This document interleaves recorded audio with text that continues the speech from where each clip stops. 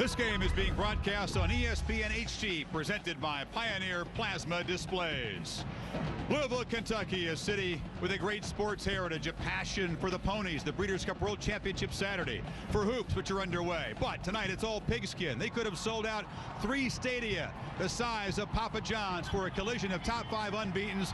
Louisville and West Virginia, conference rivals in the Big East. And yes, the joint is jumping. It's a rematch of an instant classic last year. It began as a nightmare for West Virginia. Mugged in Morgantown, down 17 in the final quarter. But the Nears never gave up, never gave in. Suddenly, they were sparked by a replacement quarterback, Pat White, a first-time starting tailback, Steve Slayton, a furious rally, a frenzied crowd. West Virginia forced overtime. Touchdowns were traded until one final goal line stop earned the Mountaineers their most dramatic comeback ever. For the Cardinals, disbelief, deep pain. They have waited a year for a chance to finish off the Mountaineers right here in their home stadium. Tickets almost impossible to come by. Folks spending more than $1,000 to see the biggest college football game in the history of this city. Number 3, number 5. Undefeated rivals in the Big East Conference, which is home to 3 of the 6 unbeatens. Rutgers is in first place technically. The Scarlet Knights await both these teams down the line, but tonight it is Louisville and West Virginia. And everything to play for in this college football game tonight. Chris Fowler and Kirk Herbstreit, we're glad you've joined us for what really has been the fulfillment of a dream scenario. Both these teams arriving undefeated here. You know, it was one of those games that you looked at in August and knew we had the possibility of having 2 unbeatens. The players and coaches have lived it. That reality is now here. The winner of this game survives and advances and moves on. It's electric in this place. Now, the Mountaineers have won 14 in a row, second only to Ohio State, but they haven't really played a tough road game. They played no teams with a winning record on the road, and none of those players and none of the coaches there have ever been in a game with the national title on the line. Well, I think the key for Rich Rodriguez tonight and for his team is demonstrating outstanding poise and character, especially early, Chris. I think we're going to see an initial surge of momentum early in this game that'll favor Louisville. West Virginia has to be careful not to lose the game early in the game because of that crowd and because of the momentum. I think Rich Rodriguez is telling his guys, let's survive early, and then let's just relax and go out and execute our game plan. Yeah, for the survivor, they're right there in the conversation of the final month with the Buckeyes and the Wolverines and the Gators and the Tigers. For the loser, well, most of their goals go away. For Louisville, they've won 15 in a row at home, second only to USC. They've asked the crowd to dress in all black. They've responded. It's a great atmosphere. Well, I think the game plan for what Bobby Petrino and his group want to do is embrace the atmosphere. Obviously, that's the big advantage playing here. I think it's the equalizer for Louisville. I think you'll see their defense play at a level that they have not played with all year because of the energy that they'll receive from the crowd. And really, I think the challenge is to try to maintain that energy and try to feed from that crowd and momentum the entire game. If they can keep the crowd in the game, they can upset West Virginia. It's 2 very high-scoring, potent offenses, but 2 defenses that feel they deserve more respect. And speaking of respect, this is a huge night and a showcase game for the Big East Conference. This was a conference that's been, it's been kicked around by a lot of people, by us in the past. Yes, it has. And they had to kind of earn their BCS bid. They're kind of put on probation after the defection of some very high-profile teams as the Hurricanes and the Hokies headed to the ACC. Then, in 2004, outwent Boston College. Louisville came in, and so much at stake for this conference, Louisville needing to succeed. Now there are only 8 members, but many skeptics around the country. And now, will the winner of this game get the respect they deserve when you talk about the BCS championship game? Again, 32-8. That's a heck of a non-conference record. I think so many people nationally get caught up in these 2 teams in this game tonight about Louisville and West Virginia. But Mike Tranghese, the commissioner of the conference, has to be so excited because of the depth of the conference. Next week we'll be at Rutgers to have Louisville playing there. They're undefeated. So the depth of the conference, I think, is the biggest change and probably the biggest surprise that we've seen from this conference. Might surprise you that they are talking football first here in this town, where the basketball program debuted last night, an exhibition game over Georgetown College, a tight one for Rick Pitino's team. We'll visit with him later on. The Breeders' Cup World Championships, 8 races, $20 million noon Eastern time here on ESPN for the first time. But in a few minutes, it's West Virginia and Louisville. It was about 20 years ago, the coach here, Howard Schellenberger, said that the University of Louisville football program is on a collision course for the national championship. And the only variable is time. At the time, that seemed like a strange statement. The time may be growing near if the Cardinals can knock off the Mountaineers. Kickoff coming up, but first, back to Reese Davis in the studio. Hey, if only Chris had a pipe when he was doing his Schnellenberger impersonation. This game tonight, Louisville and West Virginia, going to trump Virginia Tech and Miami for the biggest game in Big East history, if for no other reason, because those two schools, as Chris mentioned, now expatriates of the Big East and in the ACC. Michael Vick was running around on a gimpy wheel in that game in 2000. Hurricanes won it 41-21, but now a new world order for the Big East. Glad to have you along, closing in on kickoff not too far away. Lou Holtz and Mark May alongside. Now, the Big East certainly has earned some respect this season. It's non-conference play, all to do with what's happened since we kicked off in September. But the roots of the respect, Mark, probably go back to the second day of this calendar year in the Sugar Bowl. It definitely does, and to carry over the impression that West Virginia left on the college football nation. Not only could a Big East team play with an SEC team, not only could a Big East team go and defeat that team in their own backyard, what West Virginia was able to accomplish. Steve Slayton, 204 yards on the ground, 3 touchdowns. It left a great impression on the nation, and the carryover into this season, a top 5 preseason team.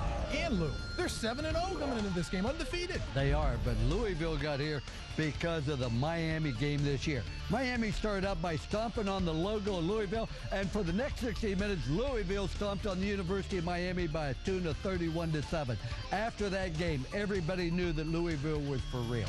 And Miami certainly has been stomped on a little bit, and the ex-Big East members, they play again this weekend, Miami and Virginia Tech. Not a lot on the line there, plenty on the line here. You've been in this situation dozens of times, Lou. What's the #1 message you want to get across to your team if you're either Bobby Petrino or Rich Rodriguez? Many years ago at a coaching clinic, I heard Bill Walsh say something that was absolutely true, and I used it before every big ball game. Hit them first. When you see contact, it's not 2 people hitting one another. It's one guy hitting the other. You must hit them before they hit you. Hit them quicker than anything else. Be the windshield. Don't be the bug. Hit them first. And if you're going to be that windshield, Mark, somebody's going to wind up with the bug, so there's a lot on the line. There definitely is, and you have to treat this game like it's an NFL playoff game. The winner advances and has a chance to go to Glendale and play for the opportunity for a chance for a national championship. The loser goes home. And I don't mean go home. They go to a bowl game. Yes, that's nice. But they have to continue with the mentality that they're playing for the brass ring, the championship ring. Oh, maybe it's a gold ring that's a championship ring. So that's always at the back of the players. I tell you. You can flash the jewelry. You got to flash the bling when you have an opportunity. The Big East is going to have that opportunity. The 3 of us have spent some time with our BCS guru, Brad Edwards, crunching the numbers. Excellent opportunity for the winner of this game to hold off a 1-loss SEC team or a Texas or a Notre Dame and get to the national championship game. So which Big East team will it be? Well, the Sports Nation poll, they've spoken definitively. 49 of the 50 states believe that the Mountaineers will come out on top. What do you say, Lou Holtz? I say West Virginia will lose this football game, Louisville. As long as they box the end, play them in a shorter field. No one's been able to do it. If you look at Slayton and White, no one stopped them. That's why they're the #1 rushing combo in the nation. So you guys are split on this. You're Louisville. You go West Virginia. As long as they make the field smaller. Don't let them make it smaller. You know, there's another undefeated team in the Big East that would love to get a shot at that national championship thing. Greg Schiano is going to join us at halftime. We'll talk Rutgers place in all of this, Chris. Reese, thank you. Famous tune here, my old Kentucky home. Always a part of Derby Saturday and a part of this very huge Thursday night in college football. This is not really Derby weather. It's chilly. Temperatures in the 30s. Winds 15 miles per hour, which puts the wind chill down in the 20s. But these both offenses, Kirk, expect to light this up. And West Virginia comes in here with the best rushing offense in the country. They're the 2nd highest scoring offense in the country, thanks to very high impact players in the backfield. Well, the one thing you know about West Virginia every single game is that Pat White and Steve Slayton have the ability to run the football, lead the nation in rushing. And Chris, what's amazing is even if you put 9 people up, they still can run the ball. That'll be more of a challenge tonight. And Boo McLean, Kevin McLean on the other side, number 43, their best defensive player, will be active tonight trying to slow down the Cards' running game led by Colby Smith. Louisville fans all bundled up here tonight. West Virginia faithful have made the trip. Can Louisville contain the West Virginia running game. Can West Virginia deal with Brian Brom? Can he be sharp tonight, Kirk? Only his 3rd game back after thumb surgery. Well, he had thumb surgery, and they told him he would not be able to come back for 6 weeks. He came back purposely 4 weeks to get a couple games under his belt to be able to be ready for this game. So I expect him to be sharp tonight. Colby Smith had maybe his best game of his career last week against Syracuse. And Okoye on the other side, a big defensive tackle. He's become the leader this year with Elvis Dumerville now in the NFL. Number 91. Very, very important on the inside to try to slow down that tandem of Pat White and Steve Slayton of West Virginia. Louisville coaches believe that Brian Brom will seize this big stage and return to his vintage form, and they're hanging their hopes on that tonight.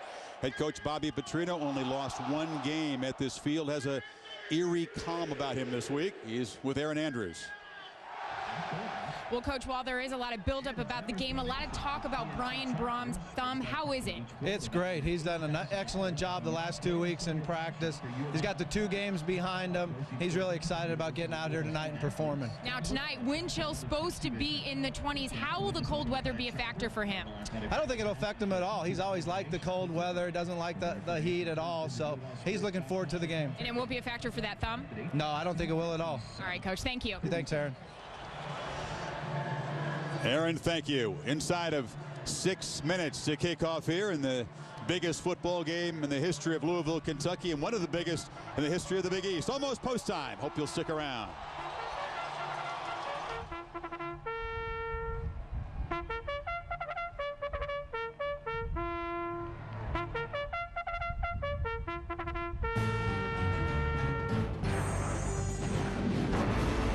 ESPN's College Football Primetime, brought to you by the Principal Financial Group. We'll give you an edge.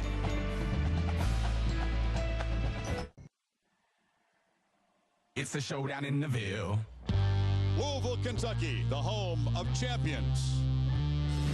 Churchill Downs, home of championship thoroughbreds, an ultimate display of speed. The Slugger bat, honed to championship perfection, a staple of our national pastime.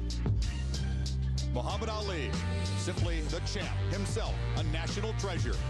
Tonight it all comes together. Champion City backdrop to an eagerly awaited collision. Number 3, West Virginia versus number 5, Louisville.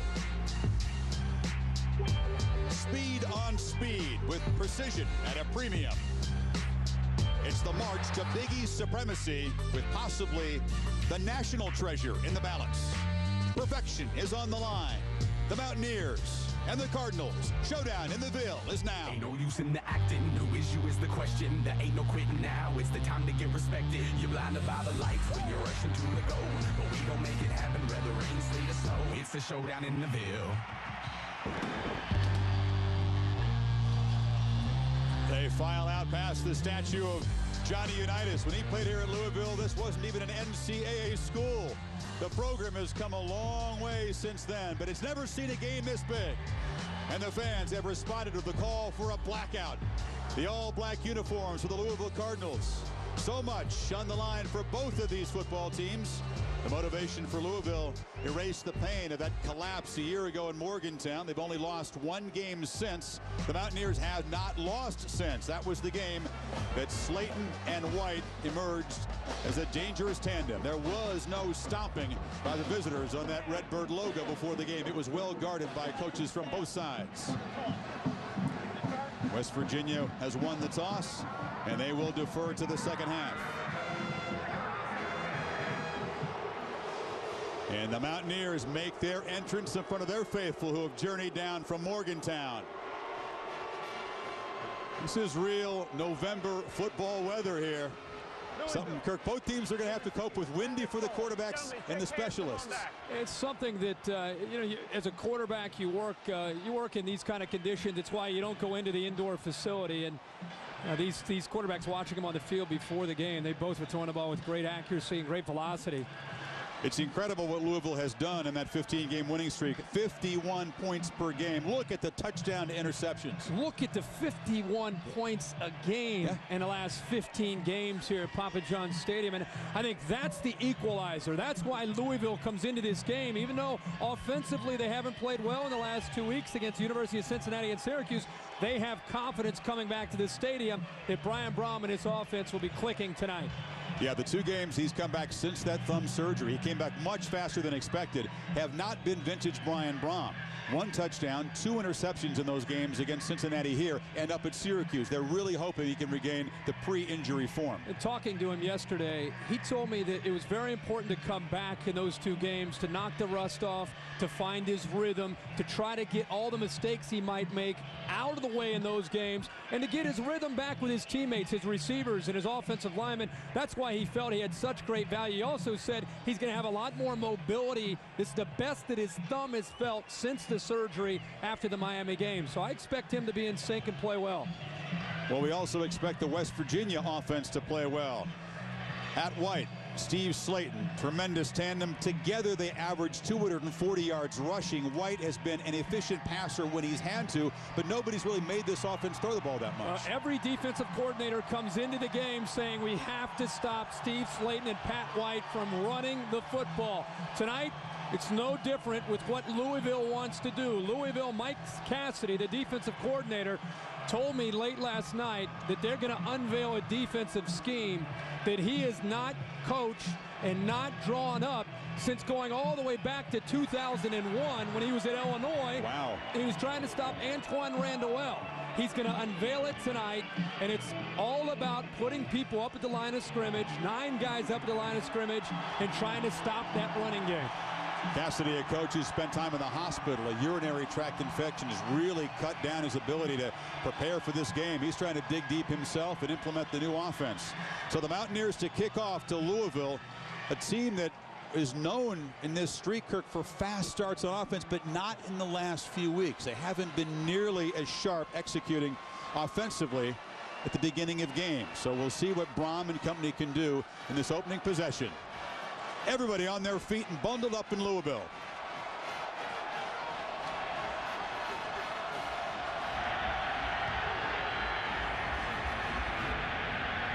And the deep kickoff from Pat McAfee. No return. So Louisville will get the football at the 20-yard line. We'll keep an eye on their playmaking wide receivers. Mario Urrutia, 6'6". He's got matchup advantages over those West Virginia corners. Harry Douglas is speedy as well. They use the tight end Barnage as well. Well, the balance tonight will be very important for Brian Brohm. He's got to get Colby Smith on track. Again, West Virginia has the 3-3-5 scheme, which it turns out to be an 8-man front. They put a lot of people at the line of scrimmage. So Brohm in the passing game could eventually open up the running game for Colby Smith, but balance essential for the Cards. Smith, the senior, is the lone setback behind Brohm.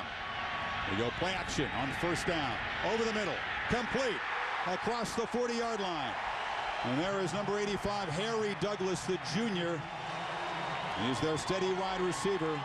Leads the team, 22 yards. Chris, Brian Brohm told us yesterday that the linebackers like to get up into the line of scrimmage off play action. There are a lot of great seams right behind the linebackers vertically with it. Tonight, you're going to see Brohm with a little bit more zip on his ball with the thumb feeling better. You'll see them attack those seams down into that West Virginia defense.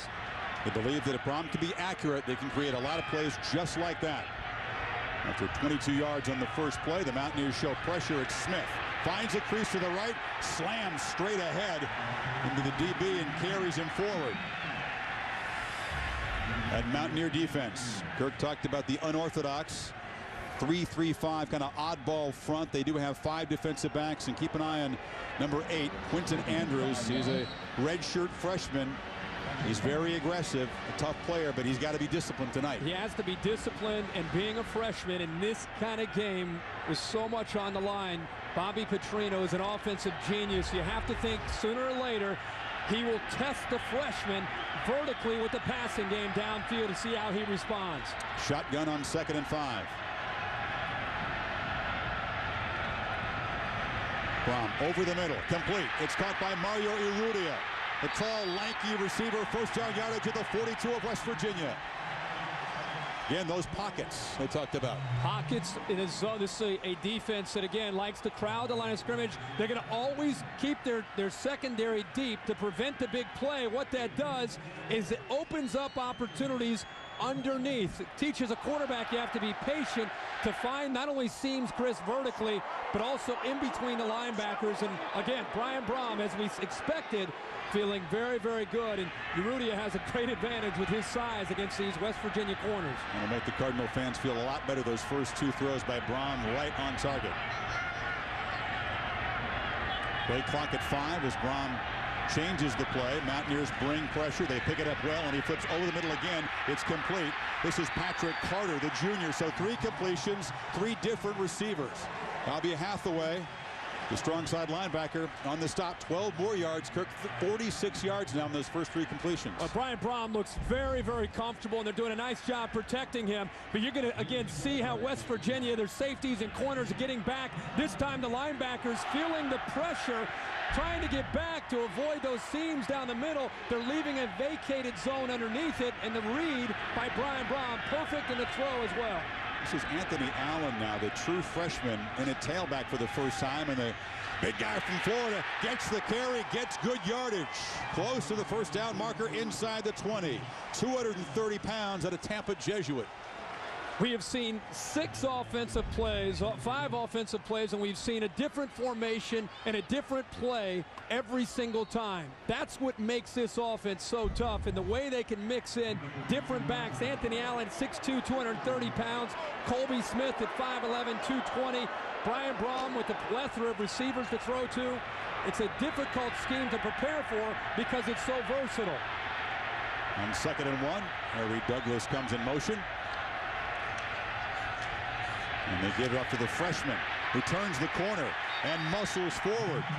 It's a major question mark, the run-stopping ability of this West Virginia defense against a physical running attack. They're not big. Right now, they're having their way with them up front. And again, Chris, I got to go back, and I know Rich Rodriguez is seeing this and probably a little concerned about this, but Bobby Petrino has done a very good job here early, mixing up things, not only as far as the balance with his run to throw, but also mixing up things with his formations. This West Virginia defense in his first drive, they don't know what's coming next. 6 plays, 3 runs, and 3 passes.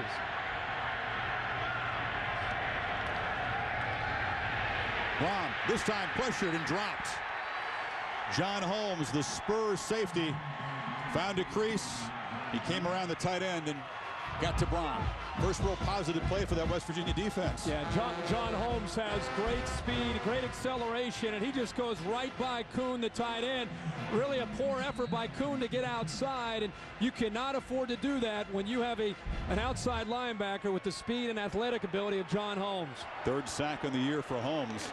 West Virginia has a lot of sacks from those linebackers and defensive backs. Creative pressure. So the 7-yard loss. Interesting formation here. Smith comes around, does a nice job picking up the blitzer, but the throw is low and bounces up the carpet, intended for Gary Barnage. It's amazing how one play, the one sack, can kill the momentum of a drive. You work all week, and look at the footwork here of Brian Brom. This is a little of the rust. Actually doesn't get his feet set, turned to make the throw. He just tried to fling it out to the tight end late by just using his arm. A little thing with an experienced quarterback like Brian Brom has to turn and get his feet set to make the accurate throw. Now all of a sudden, it's 3rd and long off of one play by John Holmes. The sacks have been few and far between for that West Virginia defense this year. That's only the 15th in the season. On 3rd and long, Brom steps up, delivers short once again, popped on the way to Urrutia. So the sack spoils a nice drive for Louisville, and Art Carmody, a very accurate junior kicker from Shreveport, will come in. Red zone troubles. They got barely into the red zone there. That's been a problem in the last couple of games for Louisville. 3 points instead of 7. That's why the Cincinnati game was close. The Cincinnati game was close. They had to score late against Syracuse. They've been frustrated with the inability to finish drives off and rely on Carmody to come up with 3 points. 11 of 12 for the left-footed kicker on the season, and he just sneaks that one in. So Louisville uses a little bit more than 4 minutes on its opening drive, puts 3 points on the board, and when you come back, the first possession with that powerful West Virginia offense of White and Slayton, which will be further expanded. You'll see on the left side of your screen an upper deck right across from us. Very excited about this. The Mountaineers have trailed since the game against Louisville a year ago, only a minute 47 when Syracuse took a quick 7-0 lead. They find themselves behind before they had the football now. Something to keep in mind, we talked about in the open, is Rich Rodriguez saying it's very important to survive the initial surge of this game.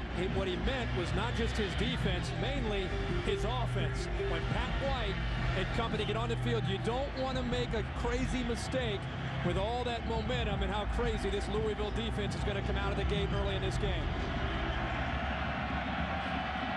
Todd Flannery, who's lost his punting job, will kick off, and he kicks it short. The ball is still being fumbled by the up man, who finally is able to fall on it at the 25-yard line. I just talked about it. You don't want to lose the game in the first 5 minutes of the game making silly mistakes.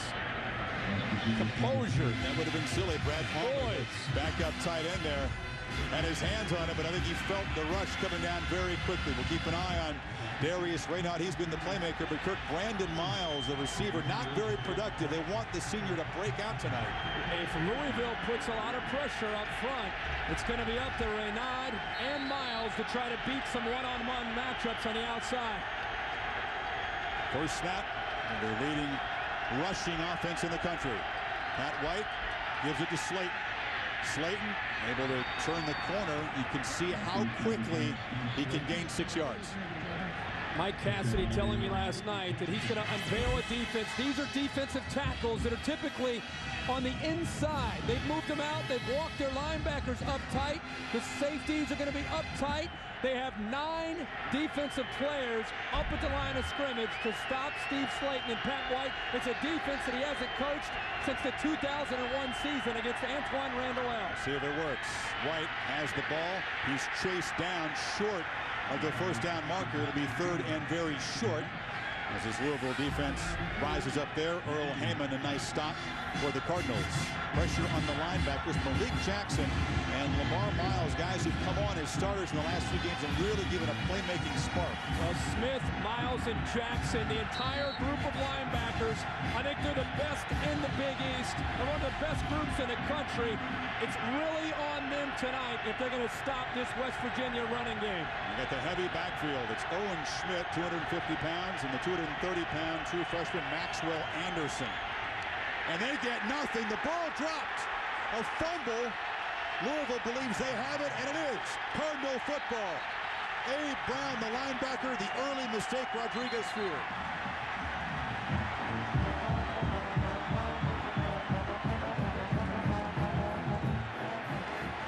There was a little bit of a scuffle, and a flag is down after the change of possession.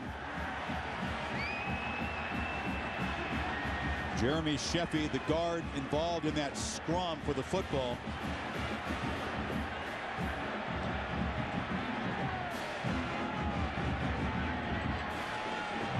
Dead ball. Personal foul on Louisville. Number 91.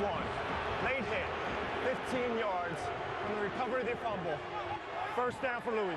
No, that's their leader, Amobi Okoye, the 19-year-old senior. He's supposed to know better than that. I just got done talking about the importance of maintaining your poise on the road in this kind of game.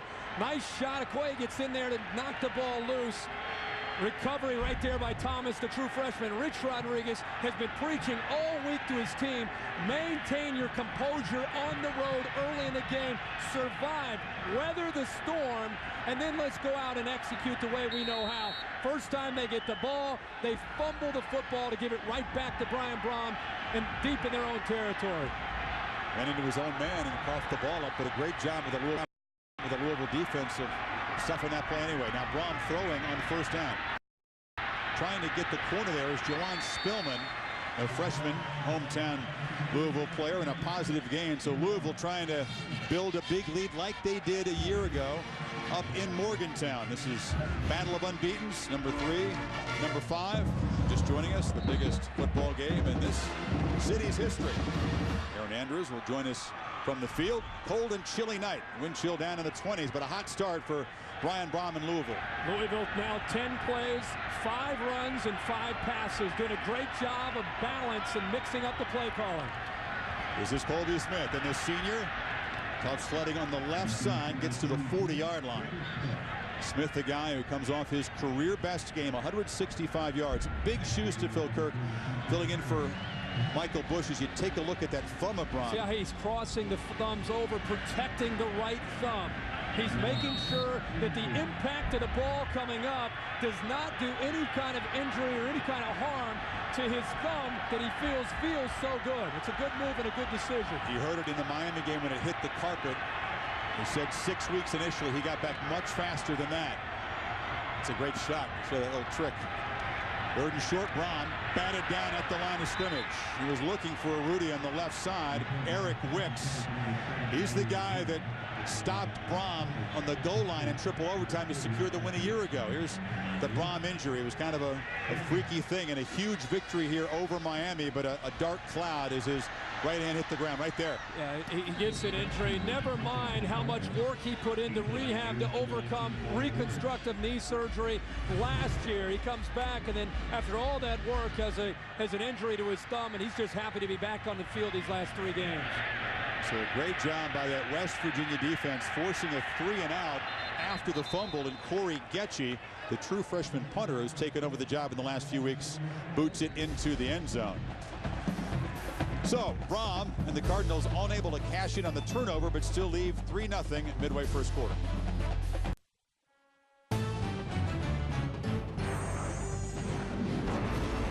ESPN's College Football Primetime is presented by Applebee's Neighborhood Grill and Bar. Eating good in the neighborhood. Applebee's. And in part by the Home Depot's Home Improvement Week. Go to 7project7days.com for details.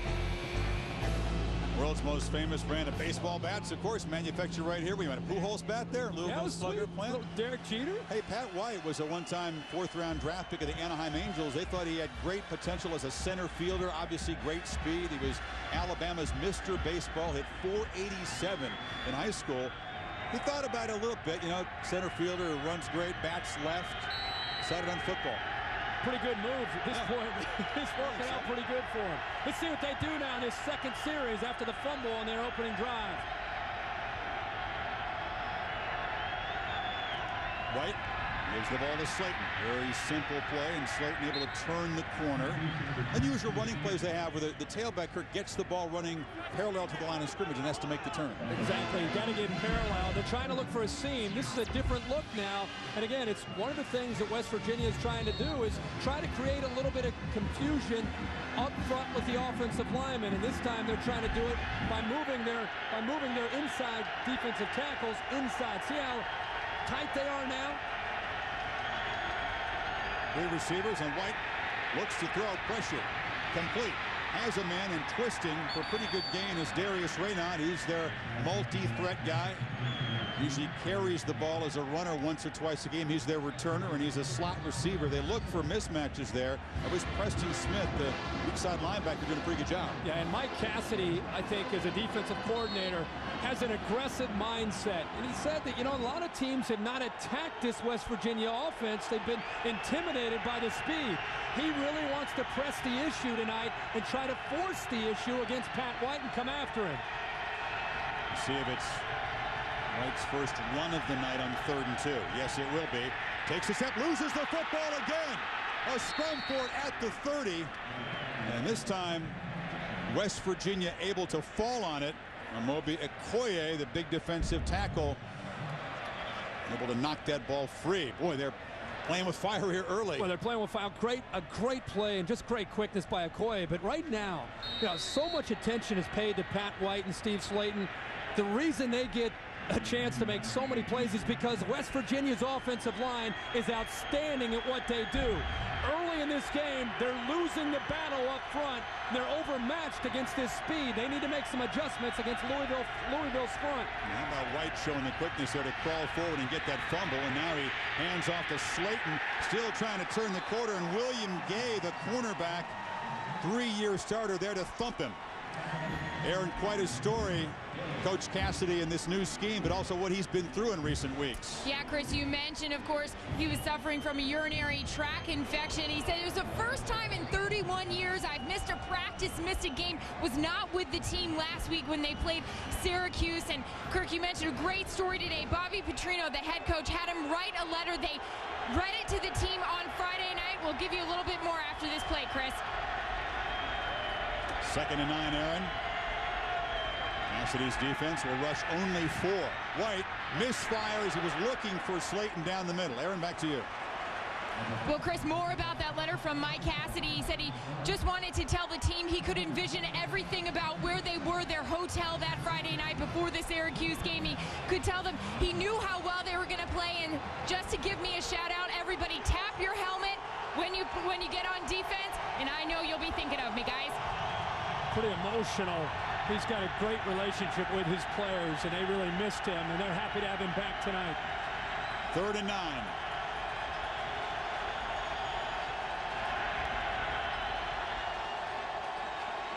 White over the middle. It's caught. Darius Reyna just grabbed by the shoe at the last minute by Nate Harris, the linebacker. That's the kind of mismatch they look for, and they were this close to a touchdown. Instead, 26 yards. Well, this is what everybody in America wants to see.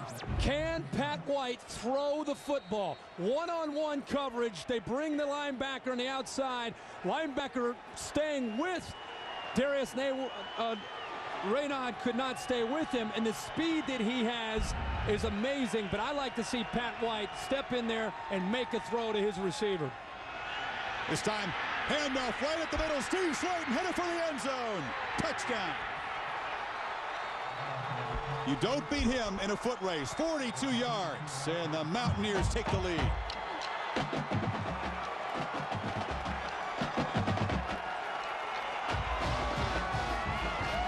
Boy, they had him hemmed in. It was 3rd and 9. This place was rocking. Suddenly, White to Reynaud for the first down, and one play later, they're in the end zone.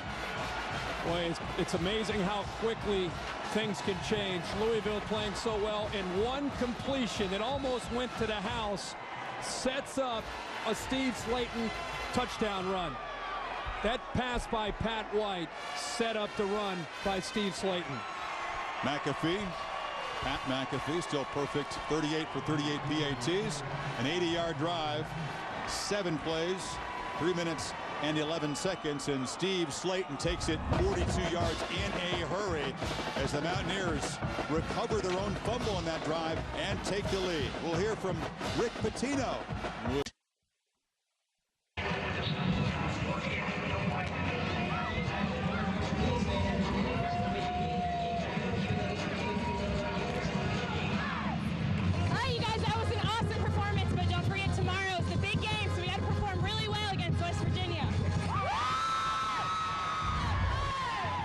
It's rare when a basketball game in Louisville is a tune-up for a football game, but the Cardinals Hoopsters did debut last night, an exhibition game against Georgetown College, not the Hoyas. Right now, the Cardinal football team in a 7-3 hole as West Virginia strikes very quickly.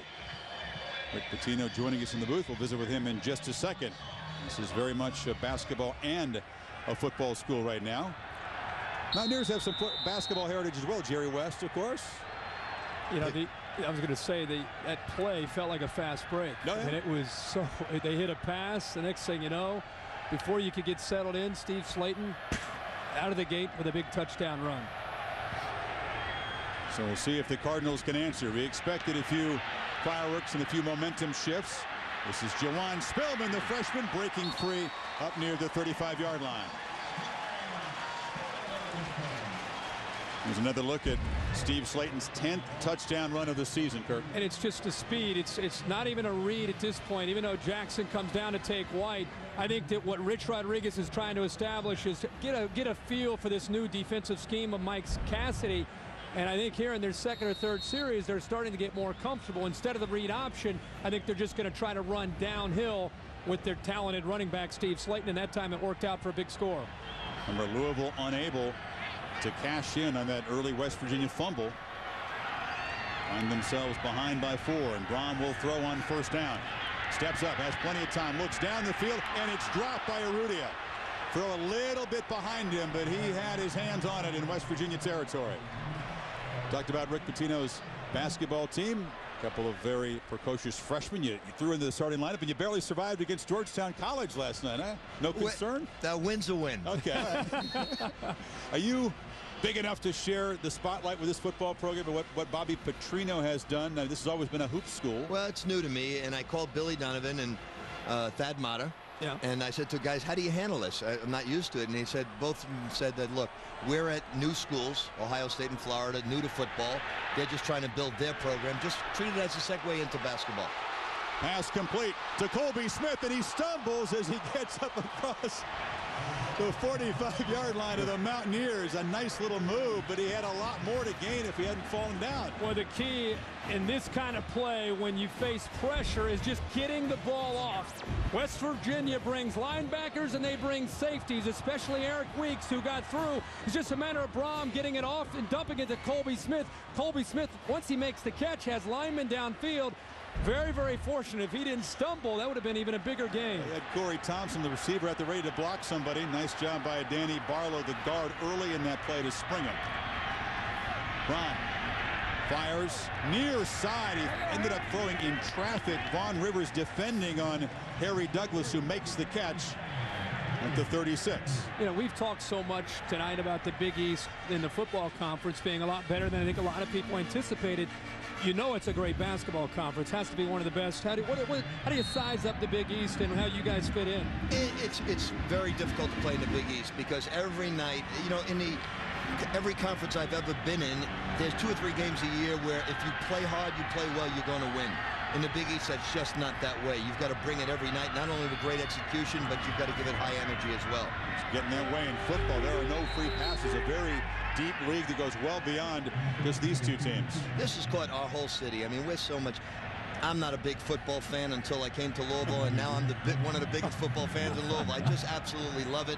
Bobby Petrino, to me, is one of the premier coaches in the game because I'm so energized every time I watch his team because of the style of play. Yeah, I would guess that it's not that you need a whole lot of help in recruiting, but just the awareness of Louisville, not just for basketball, but football. I guess it goes hand in hand. And then we throw in a little Breeders' Cup, a horse race every now and then. Well, isn't it weird, though, that, Rick, as you know, this is a horse city. There's a timeout on the field here. It's 3rd and 5.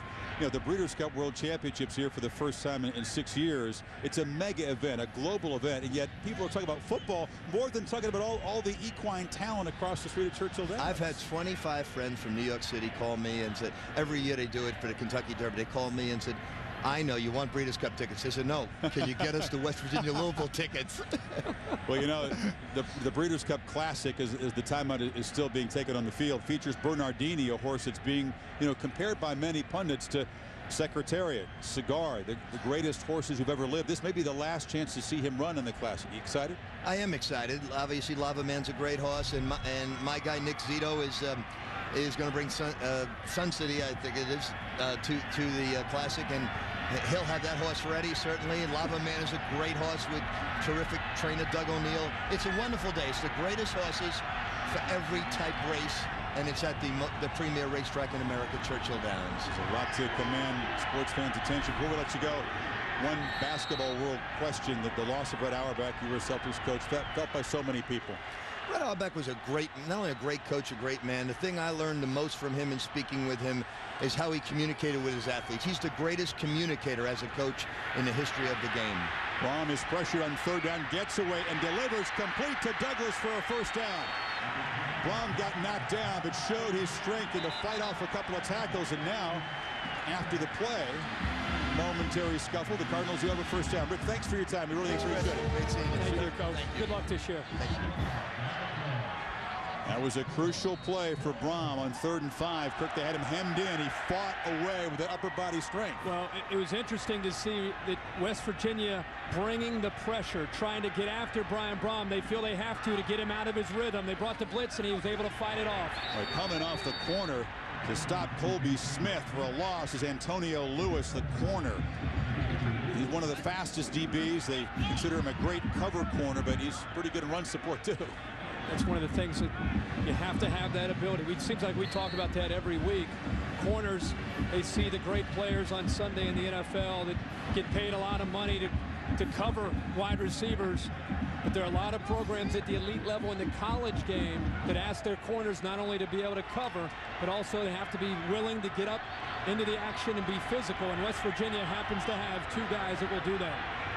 It's Rudy Wide and Harry Douglas, the two main receiving weapons in the slot at the bottom of the formation, and Brom alertly able to call a timeout with the play clock winding down here. You don't need a delay of game penalty on 2nd and 10. So the Cardinals on a promising drive, but the Mountaineers with a 7-3 lead late in the first quarter. Ball.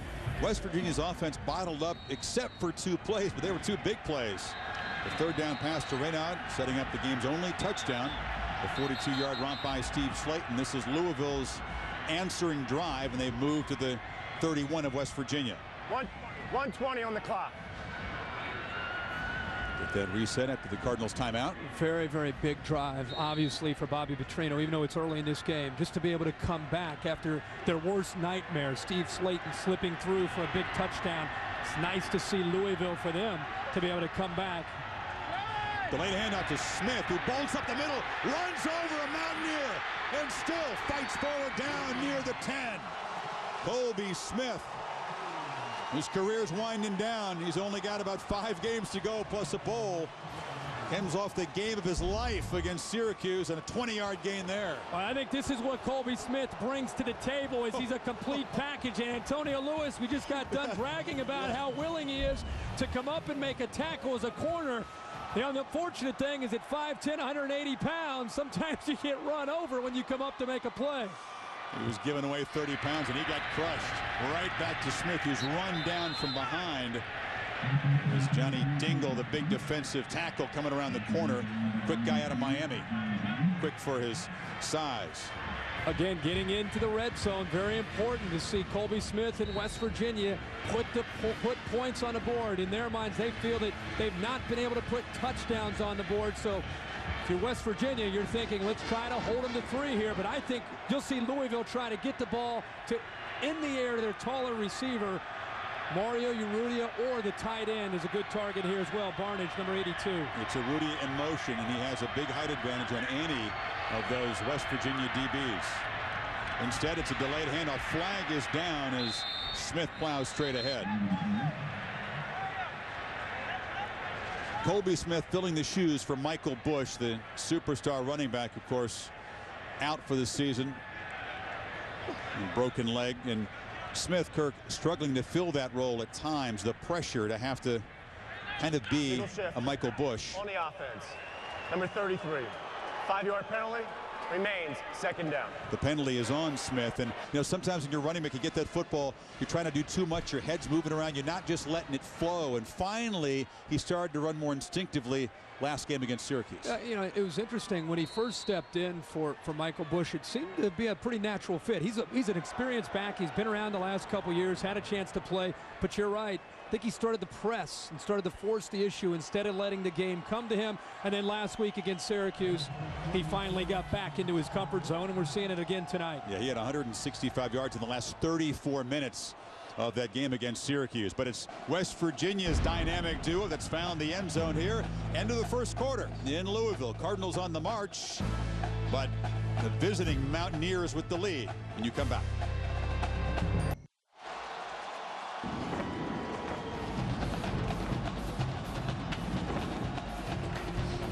Talked about the Louisville Slugger plant on West Main, right downtown. Look at that, Kirk. Oh, customized nice. that for us. Where'd that baby end up?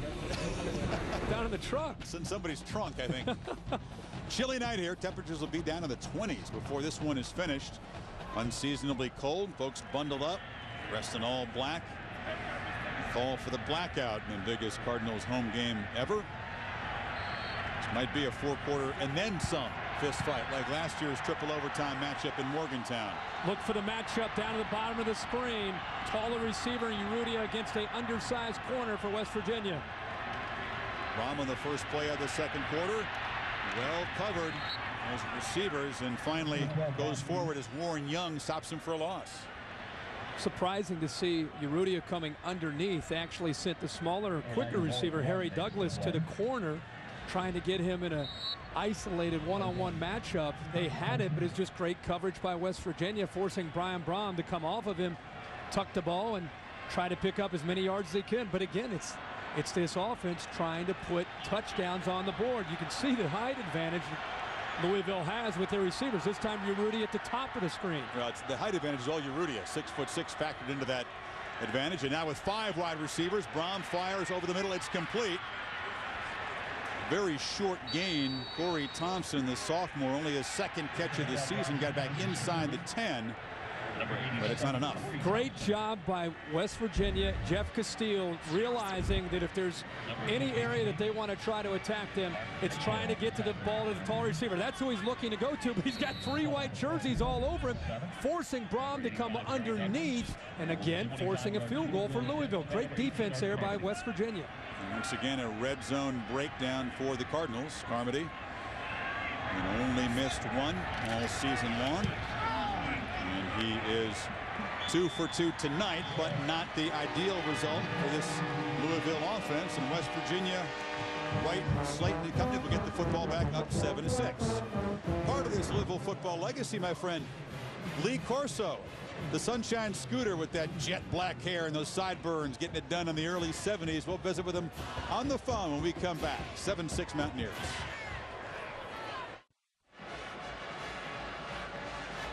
Well, Louisville's had the ball for almost 11.5 minutes so far in this first half.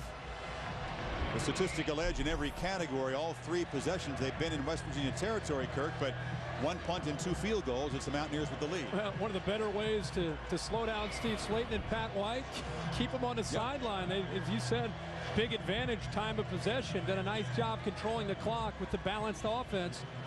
But we saw Steve Slayton get out. We saw Pat White throw the football in their last possession. We'll see how this Louisville defense tries to retaliate against that balanced look from the Mountaineers that last drive. Big storyline tonight, not just who wins this game, but how impressive is the winner to the folks watching around the country. It's taken by Vaughn Rivers. And the Mountaineers should, coming into this game, have a pretty clear edge in special teams. Louisville gets nothing out of the return game. Not much on that return from Rivers. And West Virginia will start at the 22-yard line. But first we check in with Reese Davis, a 30 and 30 update. Reese? All right, Chris, first round of the Tour Championship is in the books. No Tiger, no Phil Mickelson, but Retief Goosen does have a share of the lead with Joe Durant at 2 under par. Coverage on ESPN. The second round starts tomorrow at 11:30 Eastern Time. And the Jaguars are going to stick with David Garrard at quarterback rather than Byron Leftwich, even though Leftwich says he is healthy enough to play. Sports Center after the game, ESPN News all the time, Chris.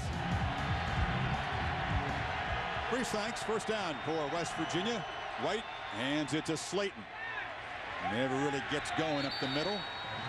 Good job by Okoye. Is at an active night. He's the guy that forced that fumble early. A flag is down. We'll welcome in the Sunshine Scooter. Kirk, it takes a big game for our partner to stay up past 8:30 at night. This is a big game. You sure this is him? I mean, is he still awake? Mr. Corso, this must be a special occasion, sir. It's the University of Louisville, the team that gave me my chance. That's why I'm staying up late tonight. Just had a personal foul, Scooter. The second of the night for Louisville, a dead ball. But Trino demands to know who that personal foul is on. We'll try to track that down.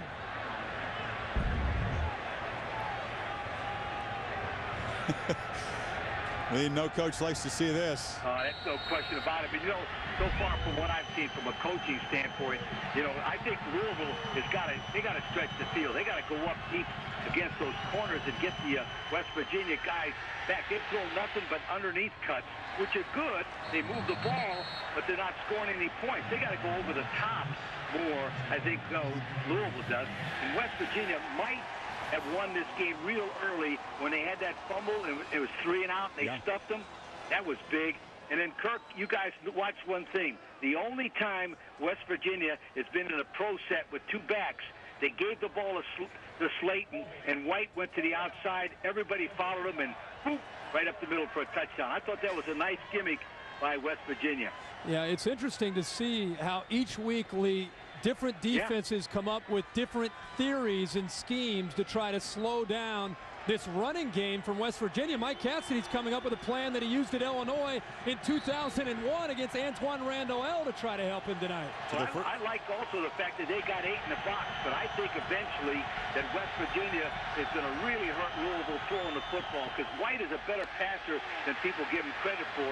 You see that split backfield now? That's exactly the same thing they did before. There he goes. Every time they get into the split backfield, they do a little counteraction, and there goes White up the middle. I bet you they haven't done that this year, because that's got Louisville confused. Speaking of new wrinkles, we got a guy doing analysis in Orlando from a game in Louisville. That's a new wrinkle for us. Hey Lee, I know you're excited. You enjoy College game day at College Station, and you can go to bed now. It's an early wake-up call. Okay. Thank you very much for having me on, you guys. I'll see you. Get to sleep. Get the blue PJs on and shut her down. And the white socks. White socks. All right. See ya. All right, 15 yards for Slayton. He's got 69 on the night. Most of them coming on that touchdown. White tucks it, runs it to midfield. Jukes, waits for a block. Tries to get the corner.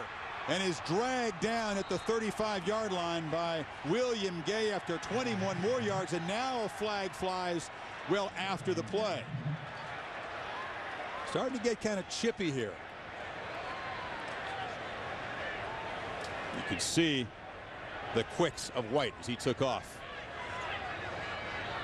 Dead ball, personal foul, late hit, 79, 15-yard penalty, remains first down. Well, they got the big freshman guard, Greg Istiner, after the play, and so it's 3 personal fouls now, 2 on Louisville, 1 on the Mountaineers.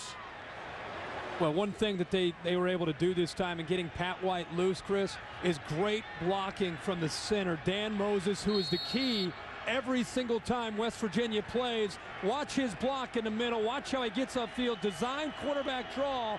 Opens up a huge seam and a great seal there by Moses to open it up, but it comes all the way back after the penalty. It was a dead ball penalty, so it's still first down, and they bring Gay off the corner with pressure, but once again, it's Slayton up the middle. So creative ways for both defenses to find pressure. The thing that I think is great about what West Virginia does in their spread offense, and Lee touched on it a bit there, is how powerful, how physical they can be in their offense. You know, they'll mix in Owen Schmidt, and they can run with their offensive linemen, and that's where they got the penalty right there with the late hit. But they are a physical group, and they show a variety of formations and how they can try to attack you.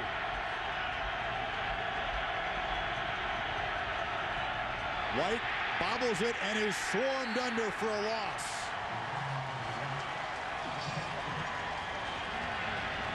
Willie Williams, the junior, came in, and White disrupting the timing of the play by bobbling the snap. The bad snap, bobbling the snap didn't help, but that was a draw coming to the left right towards us. That's why he didn't have any time. I know bobbling the snap is bad, but all the linemen had waited for a beat before they took off out to get in front of Steve Slayton. So there was nobody there to stop the defensive lineman from coming down on Pat White. Can White conjure something on another big third down? 3rd and 12.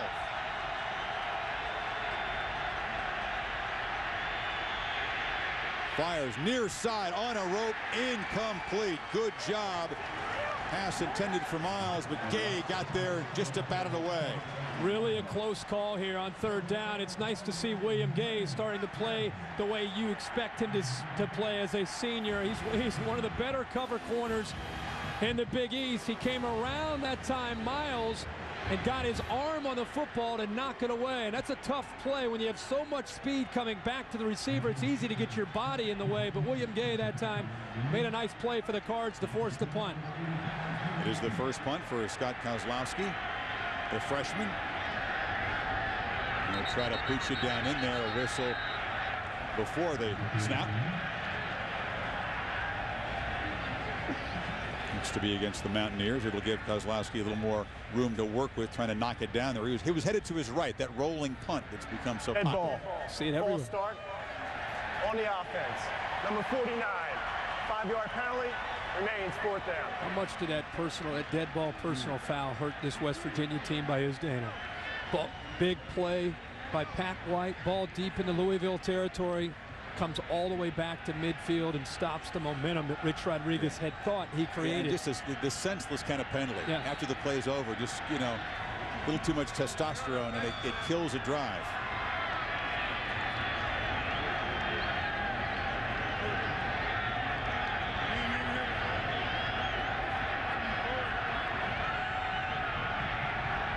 Louisville has done almost nothing in the punt return all year long. Kozlowski hits a line drive. It's dangerous down there. Ball can bounce off a man. There's a scrum for to the 25. Did it hit a Louisville player? Well, it's Louisville football. They have signal Louisville football. It was Trent Guy, the freshman return man over there for the Cardinals. Now the Mountaineers say they've got it. It was signaled already once by the officials. Louisville football, and that's what it'll be, as the Cardinals avert disaster there. That rolling punt is dangerous because sometimes the guys in the return team can't see it very well. They can't see it, and you know, this is one of the things that guys got to be saying, you know, get out of the way. And I really think the ball hits Smart coming back there, and it is a scrum there to try to pick up the football. Cardinals dodge disaster there. They'll get the football down by a point.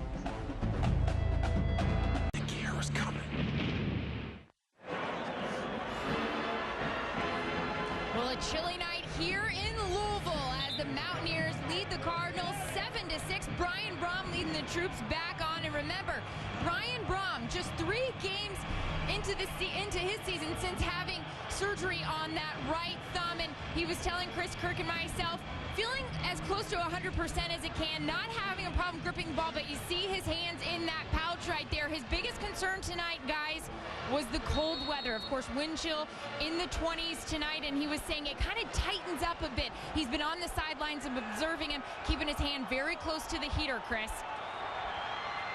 So are we. First and 10 in the second quarter. Brom in the shotgun. Rolls to his right. Goes deep downfield. Has a man wide open. And it's Harry Douglas who just stumbles in the open field at the 35 of the Mountaineers. Douglas got wide open over the middle. Gains 40 yards, but it could have been more. Guys are just stumbling on this field for no reason tonight. Well, they said they wanted to attack Quentin Andrews. He's right here, the freshman. This is a great play. Great call by Bobby Petrino. Roll everything to the right. And right here, you have Harry Douglas faking to the outside and going to the middle of the field with all the momentum of the play going to the defense's left.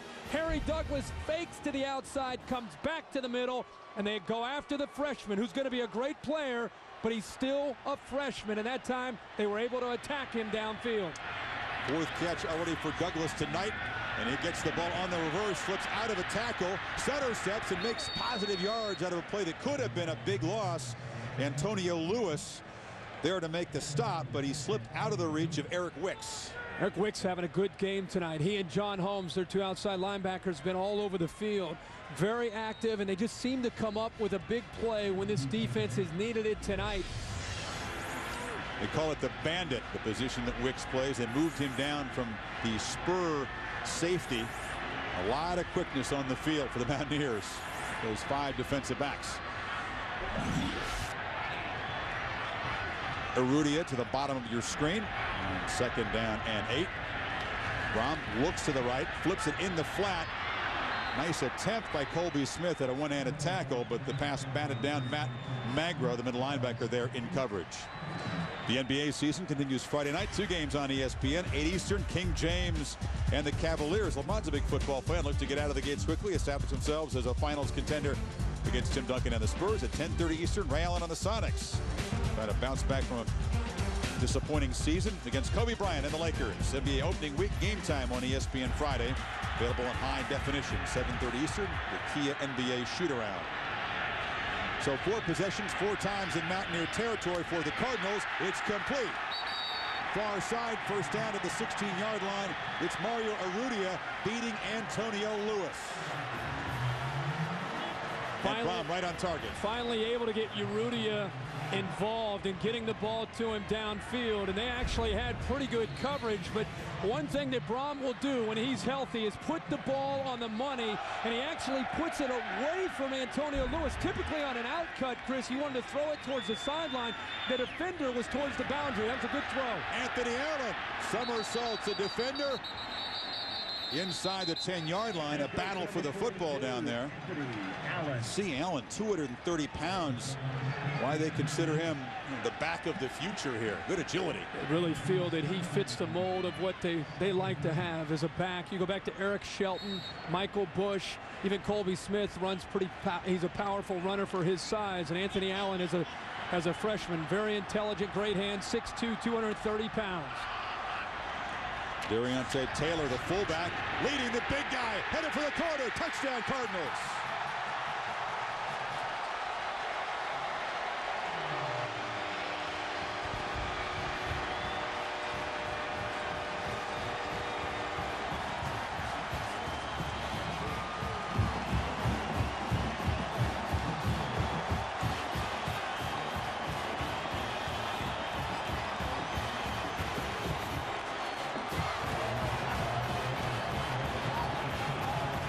So Louisville answers, a nice looking drive, and the freshman Anthony Allen finds the end zone.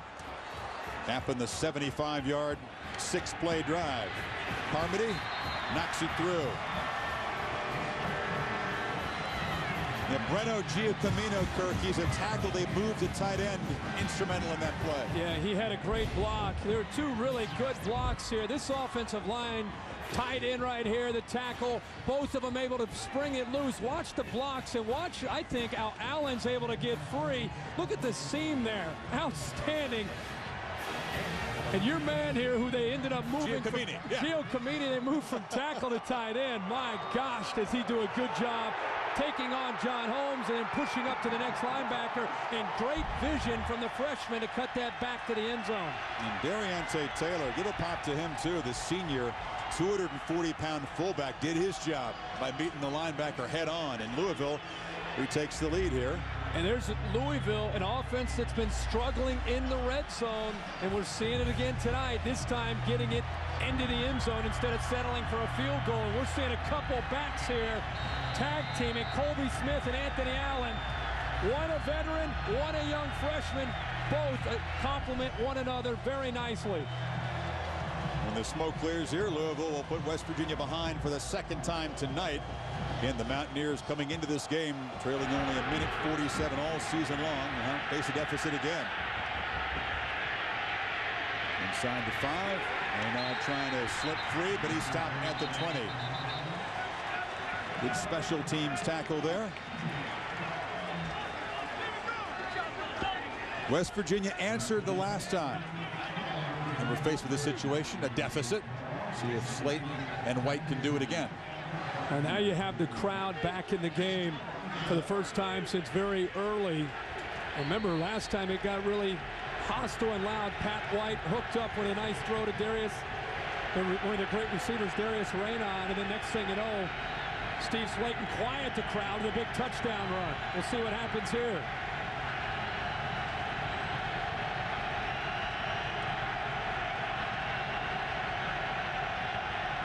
Cardinals bring pressure up the middle. White has to deliver quickly. It's complete to Raynon. Raynon finds a seam. Darius Raynon to midfield. Finally run out of bounds at the 40. That's what this offense does. Looks for mismatches and then uses speed. Raynon got a nice block by Rayshawn Bolden, but he didn't need much. One of the things that Pat White does after the snap is make a lot of decisions. This is all done by Pat White. What a cushion. This is a play that the offensive linemen think is a run. He comes off the run on his own, throws to the bubble to Raynaud, and this is what Raynaud does. He is a tailback that plays receiver. They want to get him the ball in space. They did it perfectly, but give Pat White all the credit for his decision to get the ball thrown to the outside to his receiver. Keep an eye on the slot. Bottom of your screen, that's Nate Sowers, a backup quarterback they bring in the game. Maybe as a diversion, and they hand the ball to big Owen Schmidt. 250-pound fullback barrels up the middle. So they showed something in Louisville, but didn't use the backup quarterback in the slot there. No, that is triple option there with Schmidt. But this is nice distribution, getting the ball to the outside. A little shake there, little Allen Iverson-like move there with the crossover and with a little shake from the shoulders. And those safeties, when you get the ball in space against these West Virginia running backs and receivers, it's tough to defend. Slayton finds the seam, spins for a first down. Still fighting for yardage and inside the 20. He's special.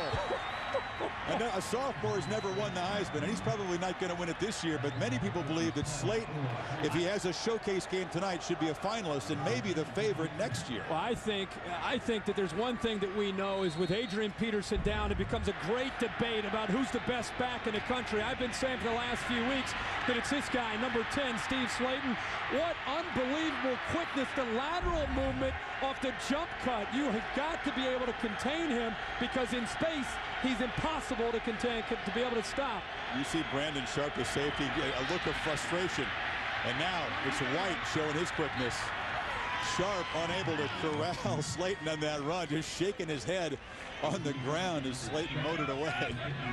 The spread offense gets a reputation for being a finesse offense, but the one thing that Rich Rodriguez emphasizes is they are a physical offense, and when Owen Schmidt gets into the game, that's what they become. He's just going to lead. That's an isolation play for an I formation team. White knifing down near the goal line. Got down to the 1-yard line, just that quick burst. I apologize there, Chris. They got the regular speed that they have on this offense, the Indy and the jet. Right now, they're in the jet. They turned up the tempo. White leading to the end zone, touchdown. That quickly, West Virginia has tied this game.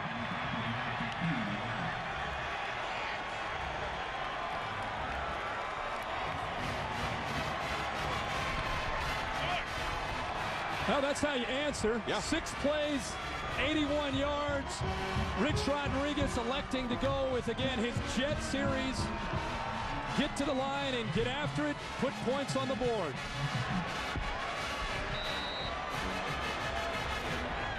Petrino. Shot. Mike Cassidy is defensive coordinator. They got some things to button up there. And McAfee with the PAT. And as West Virginia regains the lead. It only took them 2:22. 81 yards in 6 plays. As the jet tempo in the shadow of the Louisville airport puts the Mountaineers back on top. We got a good one in Louisville. Number 3 versus number 5 with the lot on the line.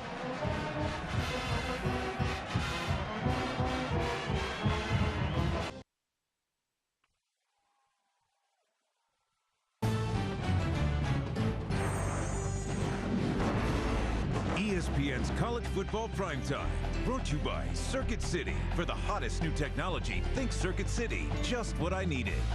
And Under Armour Performance, the advantage is undeniable. Churchill Downs, just a couple of blocks west of Papa John's Stadium. Monstrous week in the world of thoroughbred racing with the Breeders' Cup World Championships. $20 million in purses. 8 World Championship fields here in the Ville. Tonight it's football, and this is football weather for the blackout crowd. Papa John's. And Goldberg has joined us in the booth. Of course, he's in town, part of our Breeders' Cup coverage, but Hank, also living in Miami, has watched Big East football for years.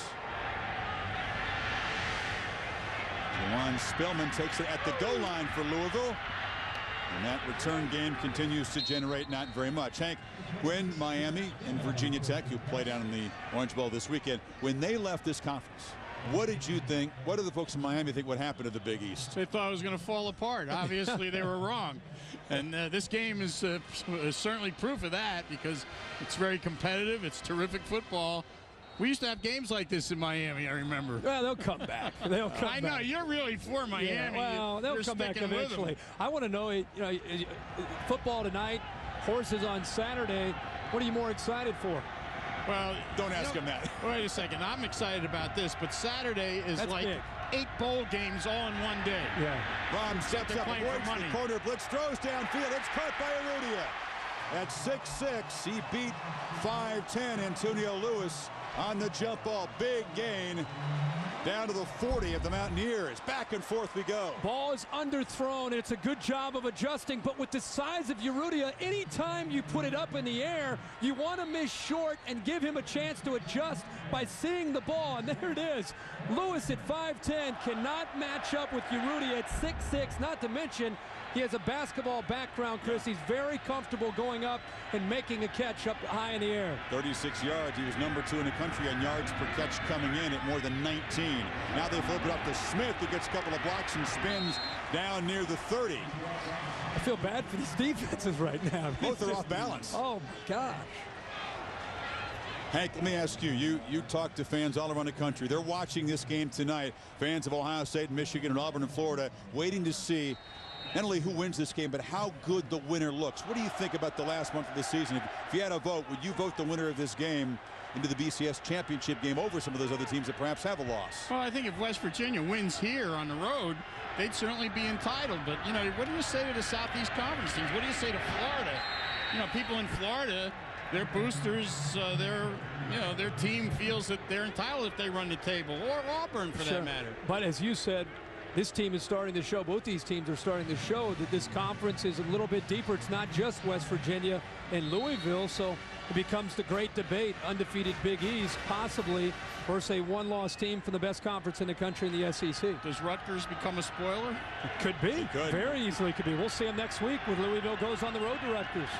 Saw Boo McLean on the pressure of Braum. It was incomplete on first down. Again, pressure. Braum steps up, delivers. Nice throw. It's caught.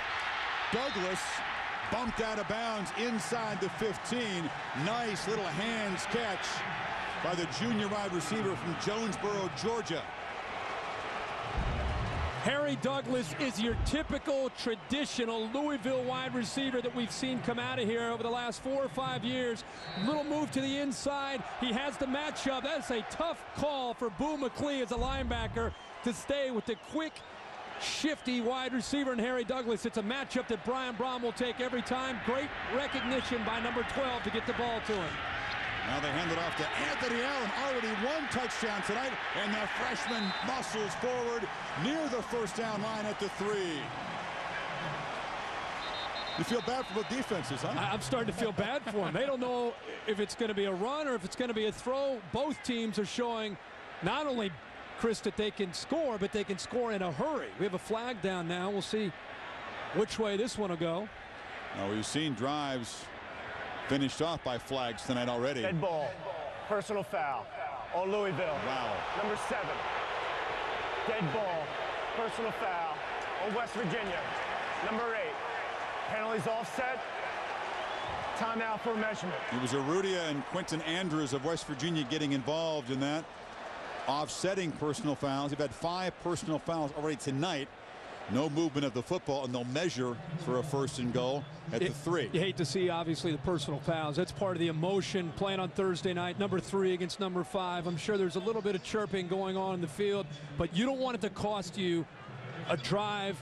You don't want it to cost you a football game. Both these teams need to be very careful and show some poise. Hank, thanks for joining us. Look forward to seeing you for 6 hours of coverage. Well, you're going to give us. You can't give a winner yet, right? You're not allowed. Is he allowed to give it before Saturday? Well, we have a handicapper show tomorrow, 5 o'clock. Okay. On the Deuce. Okay. What time? You're going to see some great horses. You see a lot of speed out here. Wait till Saturday. I can't wait. I can't wait to see it. Lava Man have a chance? Oh, yeah. Okay. Bernardini, though, may be the best horse on the planet. Yeah, Lava Man's kind of the blue-collar answer to Bernardini, who's kind of the Ohio State or Michigan of the Breeders' Cup Classic. Now I get it. Analogy. There you go. There you go. Lava Man's like Louisville or West Virginia. Bad odds, though. Hey, he'll be 2 favorite, right? You won't get a price on either one. Okay. All right. 2nd and inches. Allen pounding straight ahead. West Virginia doing a good job in there. Jay Henry, the linebacker, joining the interior of the defensive line. Wilson and Keelan Dykes.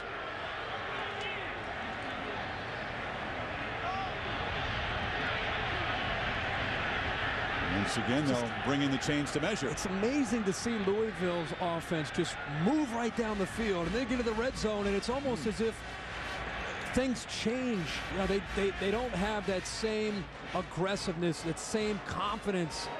that we see when they're in between the 20s and they're just moving the ball at will. And I really wonder if it's the offensive line play. You know, I know we saw last time they got down in there, Anthony Allen break free and had some nice blocks, and he found daylight and cut back to score a touchdown.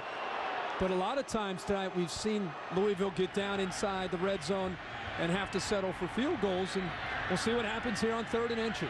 See, they lost yardage on that 2nd down carry by Allen. It's Brock Boland, the fullback in the game. These are two good defenses statistically, but the offense is the clear edge in this first half.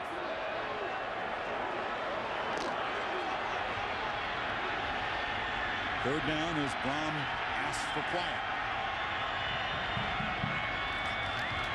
It's the fullback, Boland, fighting ahead and tried to surprise the West Virginia defense with that quick handoff. They're going to spot the ball right on that yellow line. I think he got it by the nose of the football. The line judge, you see his right heel spotting the ball. Let's measure one more time. Come on out, fellas. Come on out. Straight play. Come on. It is a first down by the nose of the football. That offensive line. Bobby Petrino is frustrated because his offensive lineman. He wants his offensive line. You get down in the red zone, it's time for the running back to get physical, and it's time for the offensive line to win the battle on the line of scrimmage. They've not done that for the most part tonight against West Virginia. You got two guys on that right side, Kurt Quarterman, Renardo Foster, each more than 325 pounds. Finally, they do get that 1st and goal. Well, Taylor's coming into the game, the fullback who had a big block the last time we saw Allen get into the end zone. He is physical. We've seen what their tight ends can do. I'm surprised that they're not trying to get it, maybe bounce it to the outside. They're going right up the middle into the strength of that West Virginia defense. Let's see if they give the ball to number 42, Allen, the black belt in karate, the true freshman. The motion, the fullback, give it to Allen straight ahead and nothing doing. Great job by Boo McClee, the linebacker, shooting through that gap. Just comes down to Chris. Determination, attitude, who wants it more. You work on this every day in full pads in practice, ones against ones, the goal line drill.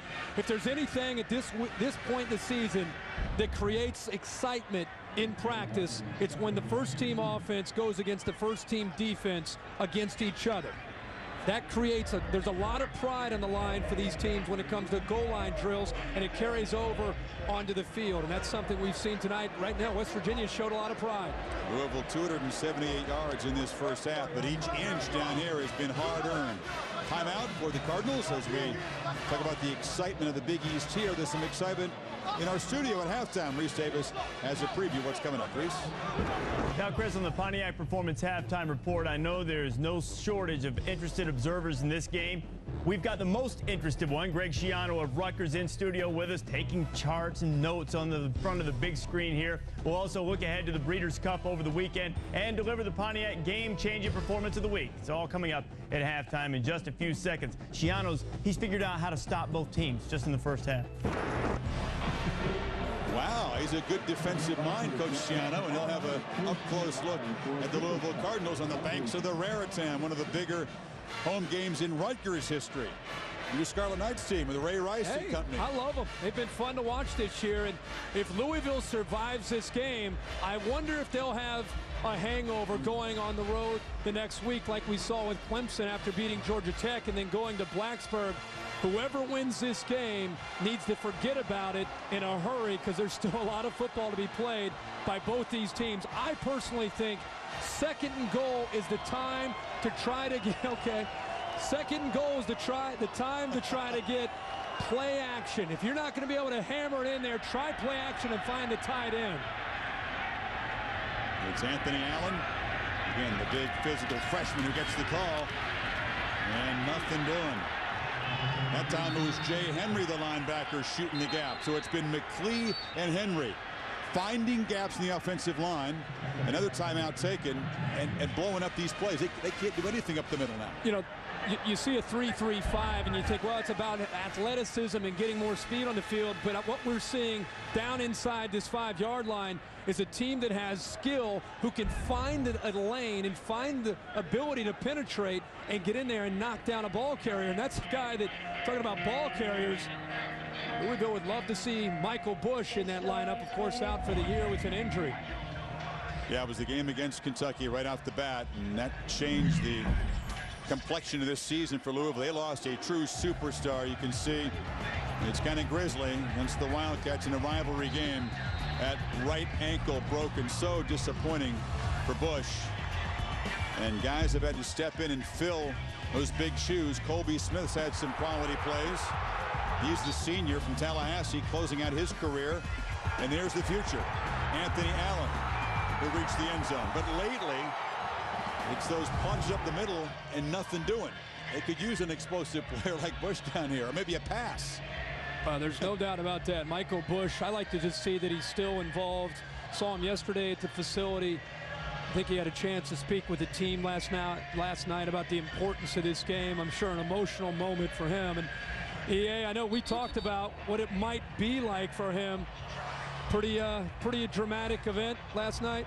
Yeah, you know, nobody would really confess about what was said, but they did in fact say a huge night. Michael Bush getting in front of everyone, very emotional, yes, tears, and everyone very receptive about what he had to say.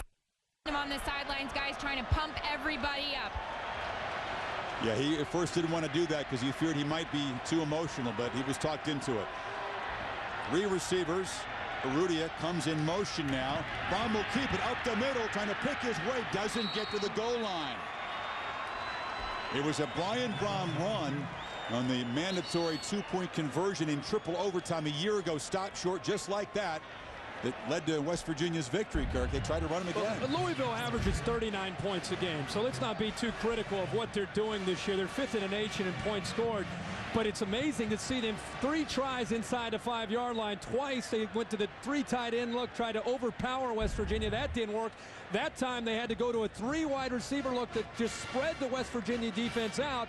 Tried to go with a trick play, and keeping of all people Brian Braun put the ball in his hands to try to run, and 3 tries, and 3 times they weren't able to get the ball in the end zone. And it's the last 5 runs that have produced 3 yards.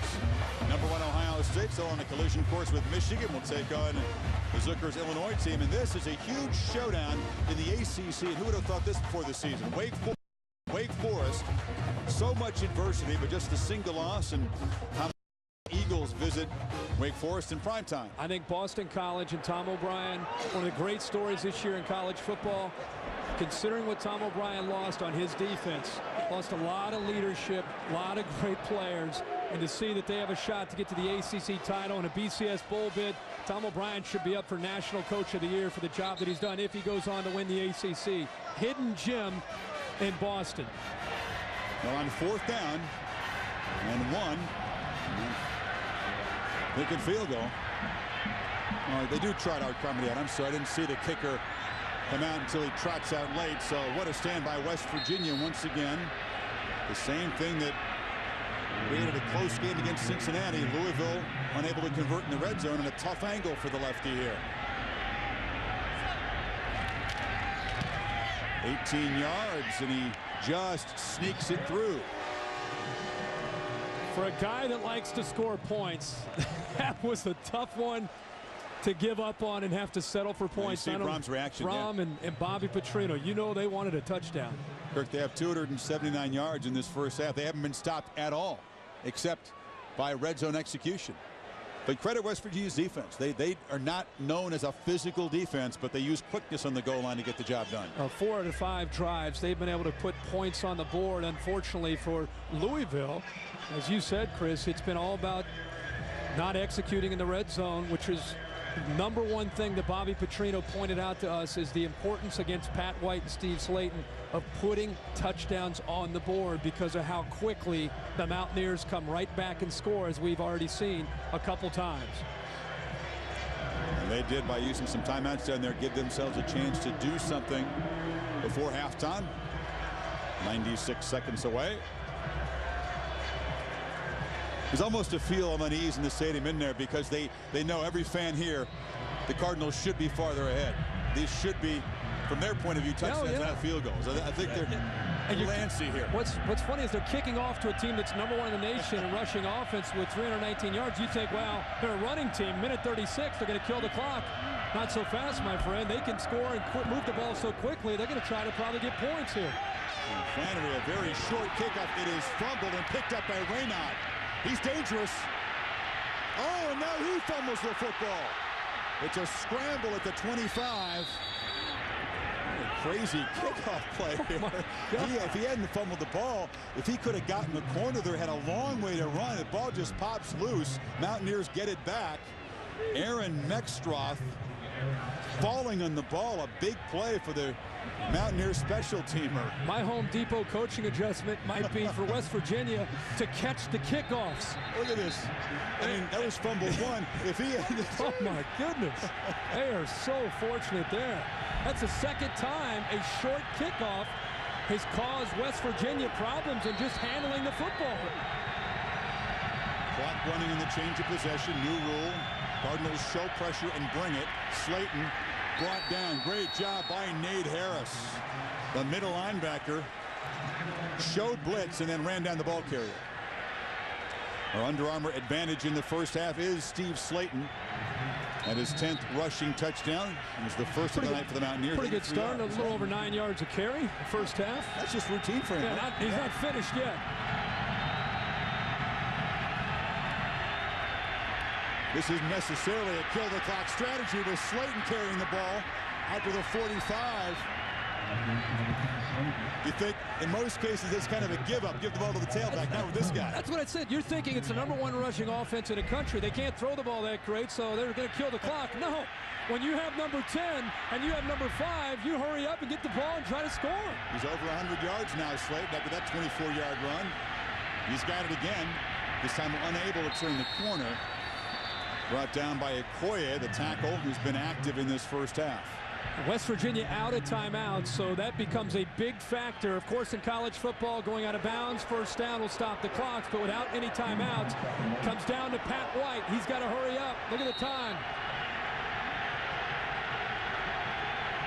You have to throw downfield if they want to make something out of this drive. White buys time, rolls out, and will be dragged to the sidelines with just 2 seconds to play by Malik Jackson. After the big gain there by Steve Slayton, really should have seen Pat White put his mode, and this is one of the things that they do well, kind of acceleration, to get everybody up and try to move. There was some hesitation and a lot of time rolled off the clock. Just enough time now to see if they can get a Hail Mary, throw the ball down the field. Nate Sowers, backup quarterback, is at the top of the screen. White will launch it down near the goal line, and it's incomplete. So a first half with more than 500 yards offense produced, but only 30 points. As Louisville will go to the locker room believing they should have a bigger lead than just 2 points. Mountaineers will get the ball to begin the second half. There are a lot of teams who would like to have 279 yards of offense through a whole game, as Louisville has here in the first half, but only 16 points after the field goals they had to settle for. Aaron is with Rich Rodriguez. Aaron? Well, Coach, you got to tell us, what was the key in stopping Louisville there at their goal line? Well, we're doing a good job in the red zone. We're giving up a couple 2-minute big plays defensively. We got to bunker down on that a little bit. And then offensively, we got to execute a little bit better. We have a good beat on what they're doing. Our guys are playing hard, but we certainly got to execute better in the second half. All right. Thank you, Coach. All right. There'll be some bunkering down in the second half, but also plenty more big plays here at Papa John's on a chilly night. Hometown Cardinals lead by a deuce. Therese Davis for halftime. All right, Chris, it's all.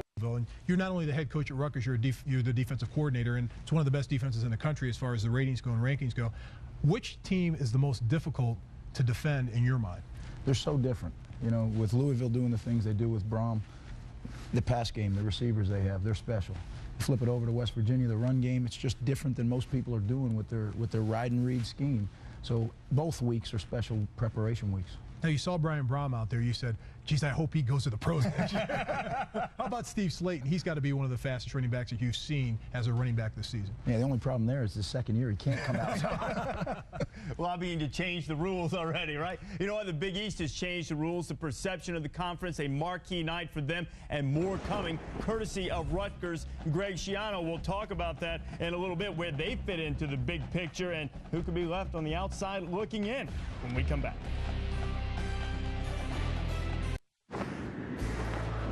This is the Pontiac Performance Halftime Report. Back and forth all night. The young running back Anthony Allen of Louisville finding some room to get into the end zone. Cardinals with a 16-14 lead over number 3 West Virginia. Highly hyped, big-time game in the Big East, but not the be-all, end-all. Rutgers still sitting out there, 8-0, undefeated, and the Scarlet Knights have shots at both Louisville next Thursday night on ESPN, and then on December 2nd, they go on the road to Morgantown to take on West Virginia. So Greg Schiano's team is going to have plenty to say about who ultimately wins the Big East championship. And an undefeated Big East team, of course, with dreams of going on to play for the national championship. But Greg, in that discussion, so much of it has been about the winner of tonight's game between West Virginia and Louisville. If you guys should run the table, why is it, do you think, that you guys aren't in that conversation at the moment? Well, I like it that way. You know, if we take care of business, that'll all take care of itself. But we have a lot of football left to play, and you know, that's our team, the way our team approaches it. So I'm proud of them for that. Well, how do you change the national perception that if you do run the table and go undefeated, that you don't deserve to play in the national championship game? I'm not sure it's going to be that. You know, if God willing that happens, I think things will work themselves out. I do. Greg, you were defensive coach for Miami in 2002, I think it was, when they were truly great. Compare that football team, talent-wise, attitude-wise, performance-wise, with this Rutgers team in the Big East this year. You know, I liken our team now to the 99 team before it really all popped. You know, we had a bunch of young kids that knew no better. They just did what we asked them to do and really got good fast. And that's what I think's happening to our team. Is your talent level the same as it was in 99? We're approaching it. We're a young football team. We got a lot of young, talented players, and we're bringing more in. That's the exciting part. And how do you handle with all the players, everybody else talking about where you're going and et cetera? How do you handle that? I'll just try to be straight with them. You know, this is an exciting time for us at Rutgers, and we got a great administration and great players around us. 2-hour drive around our campus in New York, New Jersey, tremendous players, and then South Florida, our little secret that has really helped us. Yeah, a lot of camps down there and everything has worked out well, helping you guys identify players. One-loss team versus an undefeated Big East team. How would you make your argument for the undefeated Big East squad against some of these that you see here, Florida and Auburn, Texas, SC, or Notre Dame with only one loss? You know what? You go undefeated, it's an awful hard thing to do. Add another game, make it 12. It's really hard to do. So if a team can go undefeated, they deserve to play for the championship. With all the talk right now about coaches being fired at North Carolina and Michigan State, how do you keep your team focused when you know there's rumors out there that people are talking about you possibly going to those schools? You know, Reese Davis is up here on the set saying Greg Schiano might go to Miami or North. Throw me under the bus. He had the school newspaper doing it. You know what? Our guys haven't really talked about it. They know how much I love Rutgers, how much I love them, and we're excited about where we're headed. We think we're building something really special. What's the best way for a coach to handle those inquiries when you win in a place that hasn't won historically, as you have at Rutgers? Those inquiries are going to come. What's the best way for a coach to handle it? You know, only way I know how is you're honest. You know, I have no plans to go anywhere. That's what my plan is and what our staff's plan is. We got a great staff, a great administration, great kids, and that's what I'm in it for. Yeah, one of the great players that you have is second in the nation in rushing right now, Ray Rice. Ryan Leonard was going to be the star, and he's been an unselfish star for you. What has Rice done that has surprised you this year? Not much. You know, he had this level. He had a great freshman year and has just picked up where he left off. And you hit it on the head, though. Brian Leonard's a special football player and a special person. To be able to hand over that torch and be a team guy, that's why he's a captain and he's going to be a great NFL player. Now, what has made Rice a special running back this year? Well, he's blessed. I mean, he has great vision, strength, balance, all those things. And then he's a team guy. You know, he is the kind of guy you want to coach. All right, so Rutgers still undefeated. The talent level on the rise. Got a Big East marquee game going on right now. Scarlet Knights are going to be involved in a couple of those. Greg will stay with us through the half. Talk a little bit more with him coming up in just a little while as we continue on the Pontiac Performance Halftime Report. You know what that signal means. They're about to start running in Louisville. We'll talk horses when we come back.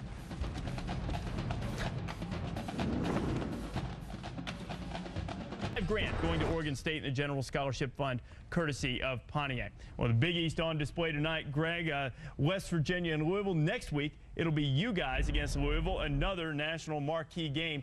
What does it say about the state of football in the Big East 2 weeks in a row? You guys are the biggest games in town. Well, it's great for the league, and we were excited 2 years ago when we started this thing anew, and a lot of people excited, but you got to go do it, and hopefully we'll keep doing it as a conference. Big picture for your team coming into this season. How important was it for you to take Rutgers to a bowl last year and carry that momentum forward to this year? It was huge.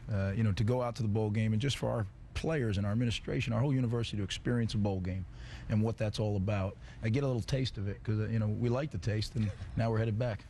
One of the 6 undefeated teams remaining in college football, the Rutgers Scarlet Knights. Greg, best of luck next week and the rest of the season. Thanks for spending some time with us. Thank you, guys. All right, Greg Schiano from Rutgers. His team gets a shot at Louisville next week. They've got Steve Slayton in West Virginia later. Second half coming from Papa John's after this.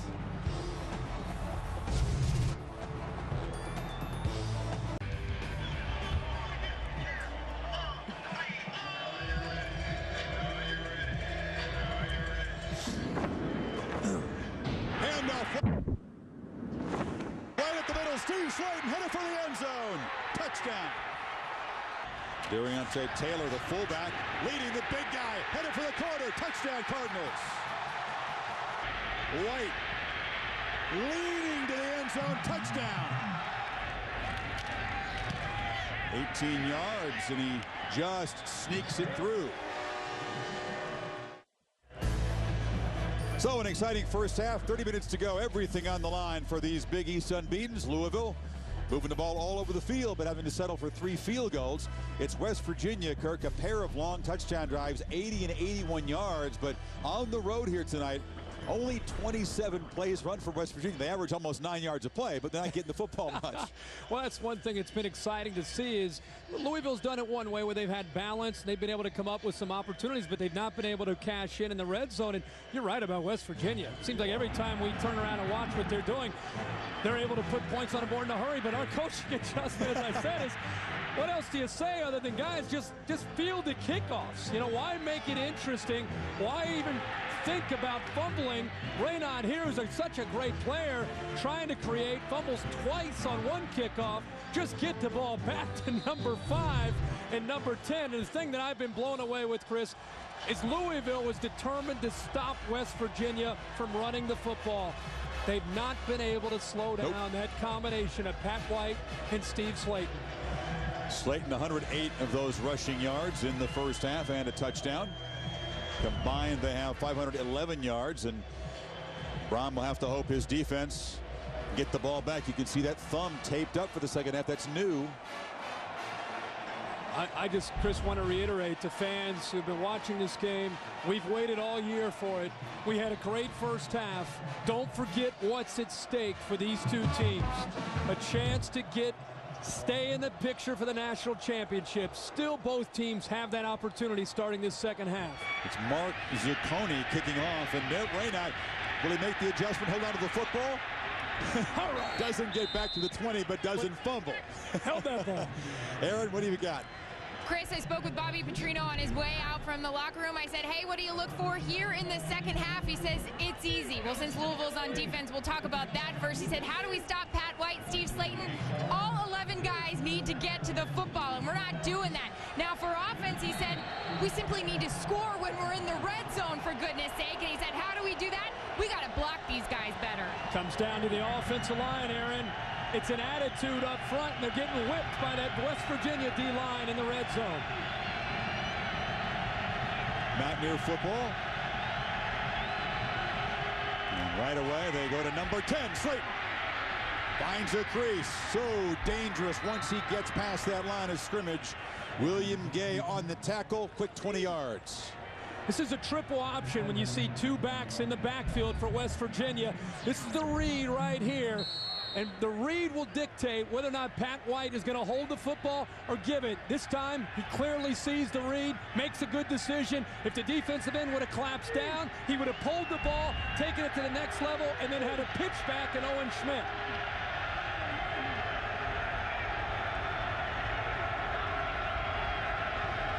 They show pressure. Slayton has it running left. They block the cornerback. A flag down well behind the play. The ball's loose. Louisville has the football. Another flag flies after the fumble recovery. So two different penalties here. And the fumble by Slayton. It was Lamar Miles, the backup linebacker who's taken over as the starter the last couple of games, who recovered that fumble, but now the Big East officials will sort out these two flags. The first flag was behind the line of scrimmage. Holding on West Virginia, number 76. The penalties decline. There was a fumble on the play. It was recovered by Louisville. Then there was a dead ball, personal foul on West Virginia. 15 yards. First down. So Latarius Thomas forces the fumble. Lamar Miles recovers it. Very similar to the way this game started. West Virginia fumbled on their third offensive play, and now they start the second half. There's a holding call that'll be denied. A good job by Louisville stripping it loose. That time Thomas, the true freshman, coming in from behind, and a late hit to give Louisville 15 more yards heading the other direction. And they have the ball now in the Mountaineer territory. We said there'd be a lot of momentum shifts in this game, just as there were last year. Cardinals pump fake, and they hand it up to Smith in the middle. Smith bursting forward, muscling ahead for about 13. And the lights in the stadium suddenly got very dark. We've lost power on a lot of the lights here in the middle of that run. It's not your TV set. The power surge offensively on the field. We blow a circuit here? I think we've had a lot of offensive firepower tonight, but that was interesting. Right after Colby Smith gets the ball. This wasn't what they had in mind with the blackout. The blackout literally about to take effect here at Papa John's. They're going to play on. We can fix those cameras, make it look nice and bright for you, but the lights are about half of what they should be at this point. Brom in the shotgun. Has time, and now it's all over. But he still escapes and finally is brought down. Finally, Keelan Dykes, the defensive tackle, got him. Eric Wicks was there quickly, but Brom shakes out of his tackle. Wicks gets in there to apply the pressure, but it's just relentless attitude up front from West Virginia. We've seen them time after time come up there and make plays. These lights, we're losing more of them. One row at a time continue to go down. It's a backyard football field now. After the 10-yard loss, 2nd and 20. Brom in the darkness finds a receiver who loses the football. West Virginia has it at the 11. Things are getting downright wacky in the third quarter here. Jimmy Riley made the catch, only his third of the season. Vaughn Rivers caused him to cough it up. So we've got lights out here. We've got 2 turnovers in the first 2.5 minutes. They're going to send just 3 vertical receivers trying to pick on the free safety. He gets caught up in the middle. Andrews. Now it's just a matter of a question of whether or not he had possession of the ball, and they're going to obviously take a look at this, but a great throw that time, getting it into Riley. The strip comes in from behind by Rivers. Riley, a senior who's waited a long time, had his first 2 career catches this year, known for his good hands. Did he have it long enough for possession? I think he did. It looked like it looked like he had possession. He secures the football. Took almost 3 steps, it looked like. So I think he had possession, but it's a good call by the booth to take a peek at it. Now you feel for Riley, Kirk. I mean, this is a guy that's Youngstown, Ohio. He's been a special teamer, waited his turn his whole career, a senior, and the coaches said they thought they might get him a chance to make some plays. He might be overlooked by this defense tonight. He makes a play, but not the right kind, pending the review. Well, and we asked him why this game, why is Jimmy Riley as a senior going to get his opportunity? They said, well, with the way West Virginia plays defense, we're going to probably have more four wide receiver looks, and Jimmy Riley has hands in traffic and works well in the middle. After review, there is video evidence that the call on the field is correct. There was a fumble. West Virginia's ball. Good job of administering that because it was the right call. It was quick. We're able to, if our lights will hold up here, we can get West Virginia back out on the field. Was this effective? I mean, it's good enough for the players to see. It's kind of a backyard football field. Trust me, it's dark out here, though. It is dark. Bobby Petrino can't get his hands on the official on the field. He's trying to yell up to the booth. He wants a piece of the boys upstairs.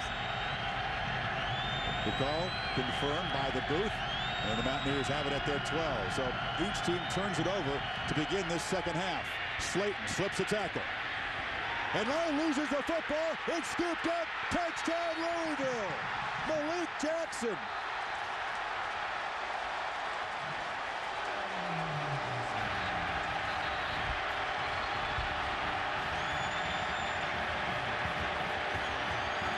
We may have another review here, but this is the wackiest 3 minutes we've seen in a long time. A blackout and 3 turnovers in Louisville, pending a replay review potentially, has extended the lead. It's a matter of whether or not his knee touches before the ball comes out. Ball's out. That's a fumble. Even if they take another look, that is a touchdown for the Cardinals. It was Brandon Cox, the defensive end, the junior from Atlanta, who made just the first start of his career, the last game against Syracuse, who forced the fumble, and Malik Jackson, their playmaking linebacker, who scooped and scored, and it is being reviewed upstairs. They're going to take a look, Chris, but we have a really good shot of it. The first shot of it, pretty clear that the ball comes out. It's all about his knee. It's all about the knees. Watch the football come out. Now the knee touches. That's a fumble. And as I said, that's a touchdown for Louisville. And Steve Slayton, who's made a lot of productive runs tonight, has also coughed up the ball a couple of times. That's the last 2 times he's had the football. You hold your breath every time he touches it because you know what he can do with the ball and how quickly he can score. But you're right, last 2 touches, ball on the ground. This game's a long way from over. I'm looking forward to seeing Steve Slayton come back now. Video confirms the call on the field. Touchdown stands. So Malik Jackson, the touchdown stands in Louisville. We'll have a PAT try to make it a 9-point game. Big play for Jackson there. Is the blackout here, I'm talking about the light blackout, not the crowd wearing black, is that caused some of this goofiness in the players' minds? You don't no, I don't think so. 4 plays and 3 turnovers? Yeah, for a player, you don't even realize it. I mean, you maybe noticed it initially, but I'm making explanations here, my friend. It's just the fact that Steve Slayton has not held on to the football the last 2 times. Yeah, but 4 plays, 3 turnovers. We'll lay it on the lights. There's a flag on the conversion. I really, honestly, Chris, cannot wait to see how Steve Slayton responds. One of the best tailbacks in the country. He's fumbled the ball, put the ball down. Louisville now up 23-14. Can't wait to see now how he comes back and see what kind of heart he has. You know he's going to fight back, and before you know it, he might be going 40 or 50 yards downfield. Try is good. And not just Slayton, how Pat White and this entire West Virginia team responds on a crazy night here. Remember, they've only trailed for 2 minutes all season coming into this game. Now they find themselves down by 9, their biggest deficit in a long time.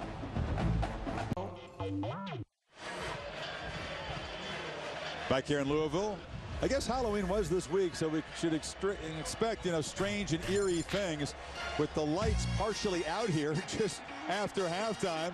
The smoke cleared. We've had 3 turnovers. Mountaineers got the football. Slayton coughed it up. Then Louisville gave it right back.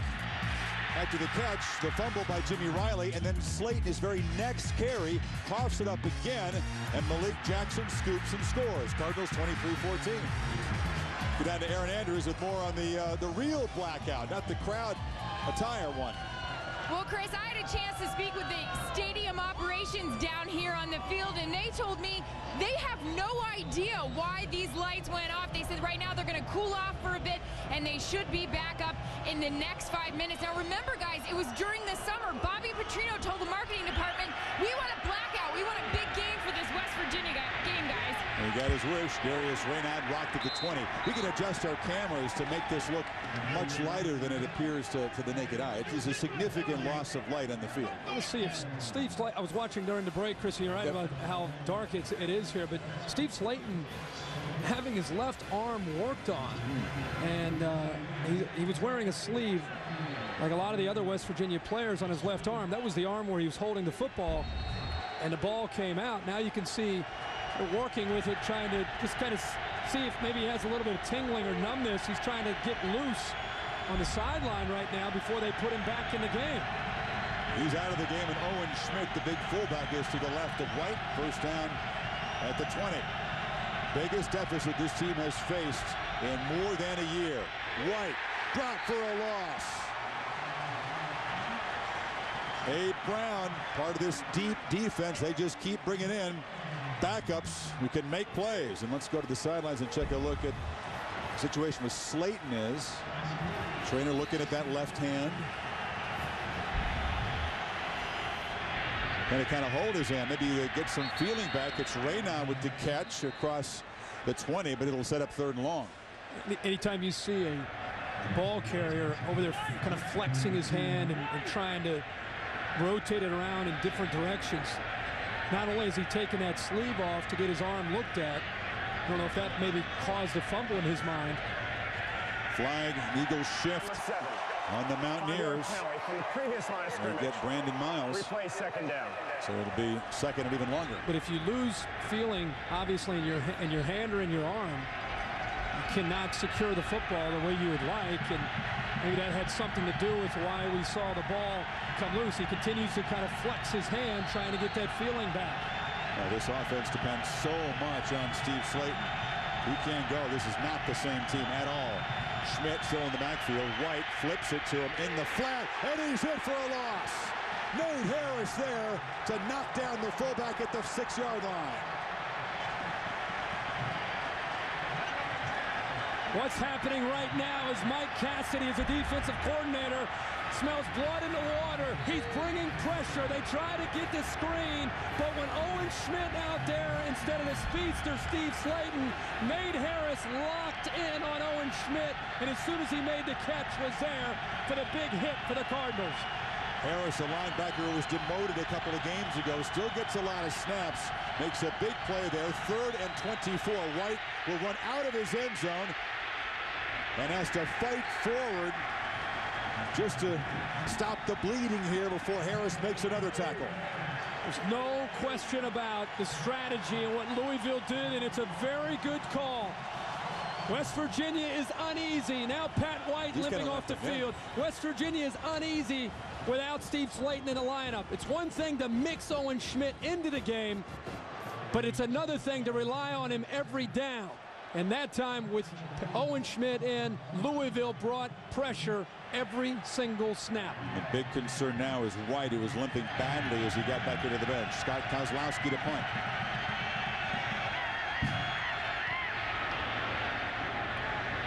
Short kick, flag down, taken by Trent Guy. Trent Guy turns the corner. Guy breaks a tackle, heads for the end zone, touchdown.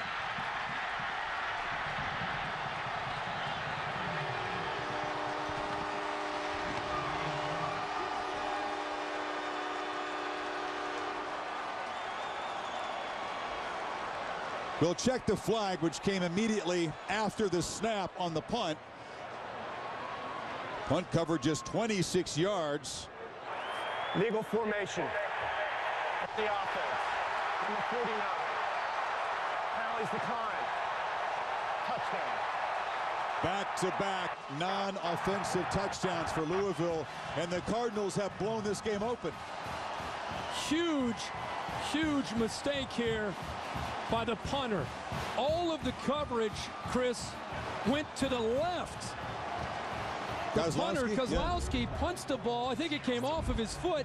It comes off of his foot. It's not only did he shank it, miss it, but he misses it to his right. Our camera's left. All the coverage is off to the right. He has one man to beat. He picks a block up downfield, and it's an easy score. Carmody there to boot it through. There was nothing right about that punt play. They had the penalty on the snap. They only kicked it 26 yards. They kicked it the wrong way, and they didn't tackle the return. Yeah, they talked about Louisville getting nothing in the return game all season long. That's the first real big play they've made on punt or kickoff returns. Yeah, that is a huge error by the special teams for West Virginia. Kozlowski, as a punter, it's one thing to shank it, but to miss it in the opposite direction, that's a no-no. And Pat White, boy, oh boy, you lose Steve Slayton, and you have Pat White go down. Could it get more nightmarish? I mean, West Virginia, it was only down 2 points at halftime. Now, in less than 6 minutes, they find themselves down 16, perhaps White and Slayton unable to go. And it's the first time all year that West Virginia finds themselves late in a game with adversity right in front of their face. And you're on the road, Pat White, Steve Slayton injured. They've got to get them back on the field to have any chance of coming back into this game. And Mountaineers look a little bit shell-shocked. Aaron, what's the latest on Pat White as we watch the kickoff here? To the sideline. When Pat White came over to the sidelines, trainers instantly took off his left shoe. They were pressing down on the inside of his left foot. He looked like he was in a lot of pain, telling the trainer it hurt quite a bit. And then as Louisville scored that touchdown, one of the players came over and said, "You ready to go?" And he said, "Yeah, I am." They threw his shoe back on. He's back out there. Steve Slayton, by the way, still trying to shake off that hand. We're looking for any update, guys. Wow, Aaron, I mean, what a start to this third quarter. It was West Virginia, which had momentum, and there was a flag on the kickoff return by Renaud. Legal block below the waist for West Virginia. Number 19, half the distance to the goal. First down. They are unraveling now. They get Vaughn Rivers, the defensive back, with the illegal block. But Kurt, they had, you know, some momentum really that held Louisville to field goals. They get the ball to start the third quarter. Now 2 turnovers, the breakdown of the punt, and they're in a deep hole, 16 points down. And we're going to see about the health when they come back out, not only with Pat White, but we'll see if Steve Slayton is able to come back out here to help this offense out. Well, it is Pat White under center. Slayton is still on the sidelines, and Jeremy Bruce, wide receiver, was in the backfield. Now motions to the slot, so no back. White, the basic play, takes it, runs it. Foot looks okay as he fights forward to 9. And now, Aaron, the concern is we still don't see Steve Slayton in there. You're right, Chris. He is still on the sidelines. He's actually holding, it looks like a roll of pre-wrap in his left hand. He's grabbing it. I was just talking to West Virginia's trainer. They said he's having a strain problem. He's lost strength in that forearm. I asked if it happened on that fumble, and they said no, way before that play, guys. Rich Rodriguez keeps looking back at him, asking him if he's ready to go in, and he's not. Aaron, he is still a sophomore, a true sophomore.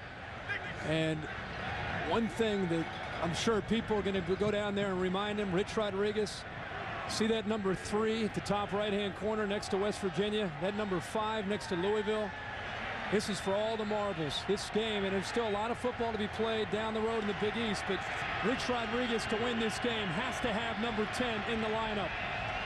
Now, this is for the right to kind of keep all of their goals alive. Conference, potential for a national championship game, all of it at stake tonight in Louisville now with a 16-point cushion and a banged-up offense for West Virginia.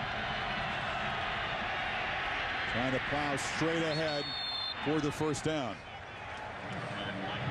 Brown to stop right there.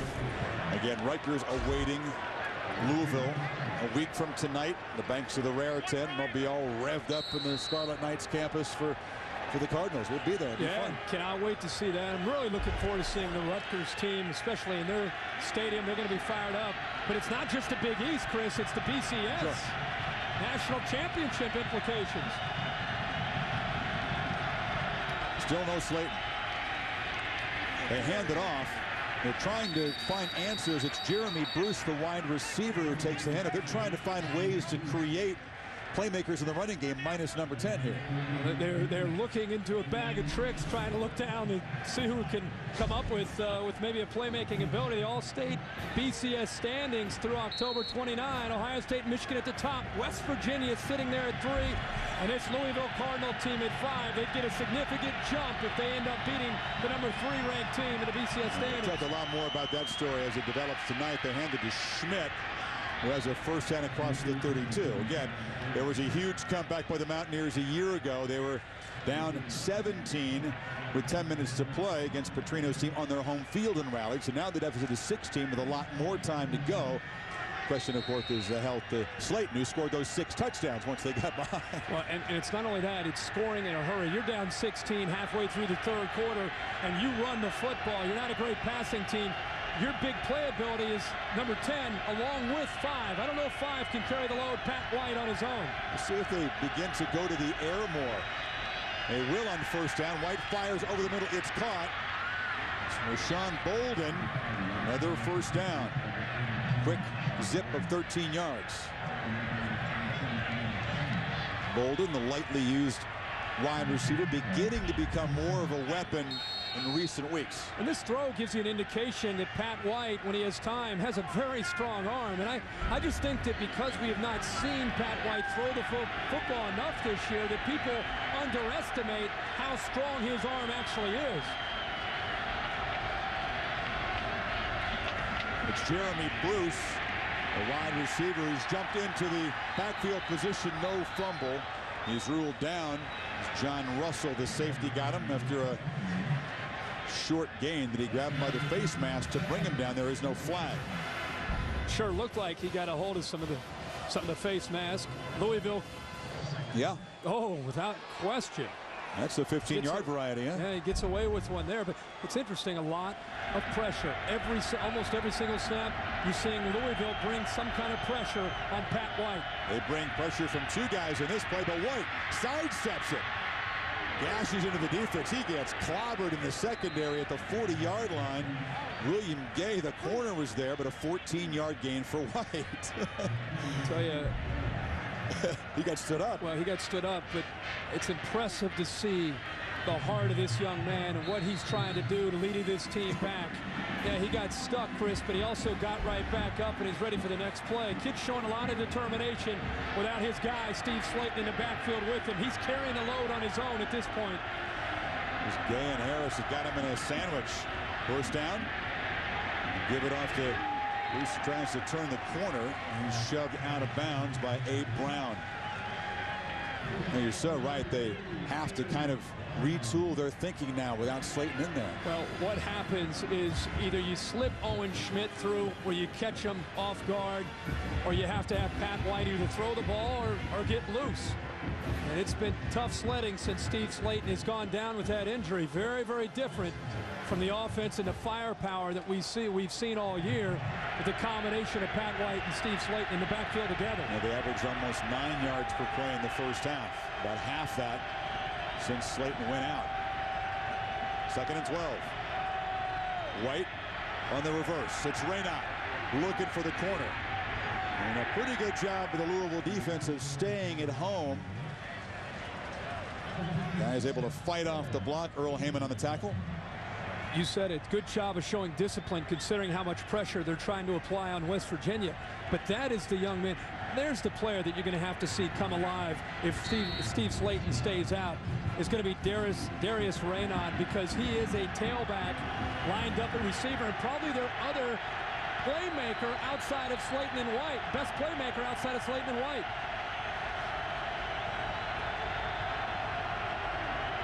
Motion Bruce into the other slot. Raynaud to the right of White on 3rd and 6. Has time. Retreats. White has room to run on that sideline, cuts back, first down.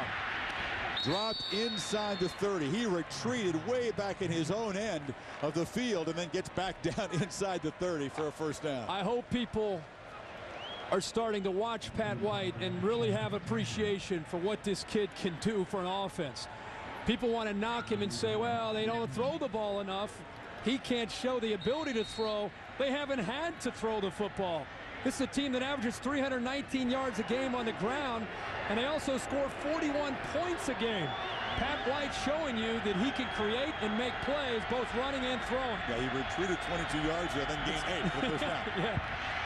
Up the middle, Schmidt fighting hard, helmets and pads popping as he gets about 7 before Nate Harris stops him. It's a completely different looking offense with Steve Slayton now. It comes down to, again, getting Owen Schmidt to grind out 5 or 6 yards at a time, and then going back to Pat White to either spread the formation out, try to get him to run, or find a matchup that he likes and throw the football. 4 receivers and Owen Schmidt in the backfield to the left of White. It's got to be the longest drive this year for West Virginia if they end up scoring. It's the 12th play, very methodical. Schmidt, the big guy, rumbles forward inside the 15. 8 more yards before Quay got him. 6'3", 250 pounds. Owen Schmidt, looked at always as just a compliment to the speedster Steve Slayton, former walk-on who has earned a scholarship and gives you everything that he has. Yeah, he was from Virginia, and he sent out some tapes, and a lot of schools, and one I said, you know, no thanks. So Wisconsin River Falls is where he ends up. And then comes back here, convinces Rodriguez to give him a chance as a walk-on, and now has earned a scholarship. They've now earned 6 first downs on this drive. So un-Mountaineer-like, slow and methodical, but a lot of urgency now. Inside 3.5 to play in this third quarter. White trying to weave his way through the defense, is finally hauled down. Caught from behind by Heyman, the defensive end. He got inside the 10. This is what a running quarterback can do. If you just look at how many linemen you have here and include the back, you have 6 guys to be able to block 6 guys. Typically, if you have a quarterback that can't move, you don't have that flexibility. Having an athletic quarterback makes the defense have to account for Pat White. That time, a good call to stay with the quarterback run and a big gain. 2nd and 1. White, 5 yards from a 100-yard game. Will he get it here? Yes.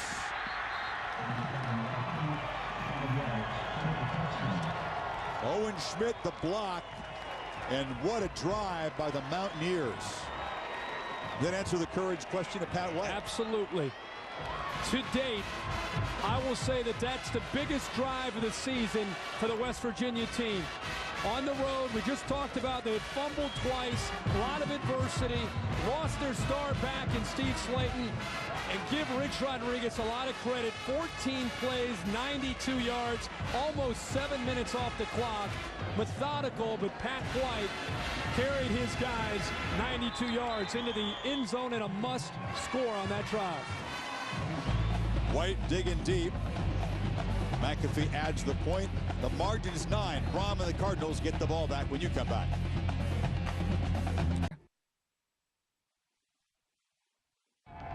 Ain't no use in the acting, no issue is the question. There ain't no quitting now, it's the time to get respected. You're blinded by the lights when you're rushing to the goal, but we gon' make it happen whether rain, sleet, or snow. It's the showdown in the Ville.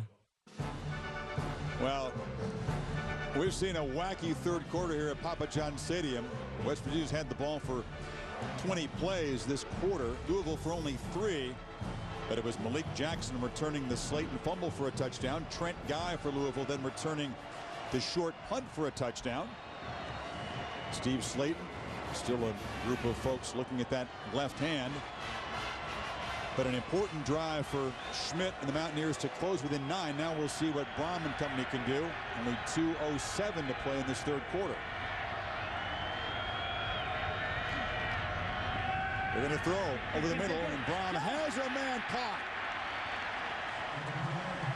Harry Douglas You know, as far as I know, Kirk is not going by Ocho Cinco like your man Chad Johnson. He's just playing on 85 with the catch. Well, he is 85 here, and he makes a play. It's about picking up not only on the linebackers, but also the safety. Play action freezes the linebackers, and a great seam in between the corner and the safety. Number 8, Quentin Andrews, a freshman, the young man that they have come after time and time again, and they've had a lot of success throwing the ball into the seams downfield.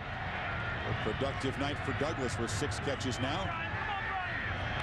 In the backfield, it's George Stripling. We see him for the first time tonight. He's the speedy back, the sophomore who was featured prominently early this season, but hasn't gotten in much tonight. Incomplete. Well, I think it's because Colby Smith has come alive, and really Anthony Allen, as a freshman, I think has proven that he is ready to handle a lot of the work. Stripling's got a little bit lost in the shuffle, but is their best receiver out of the backfield. See turnovers. Points off him. Each here.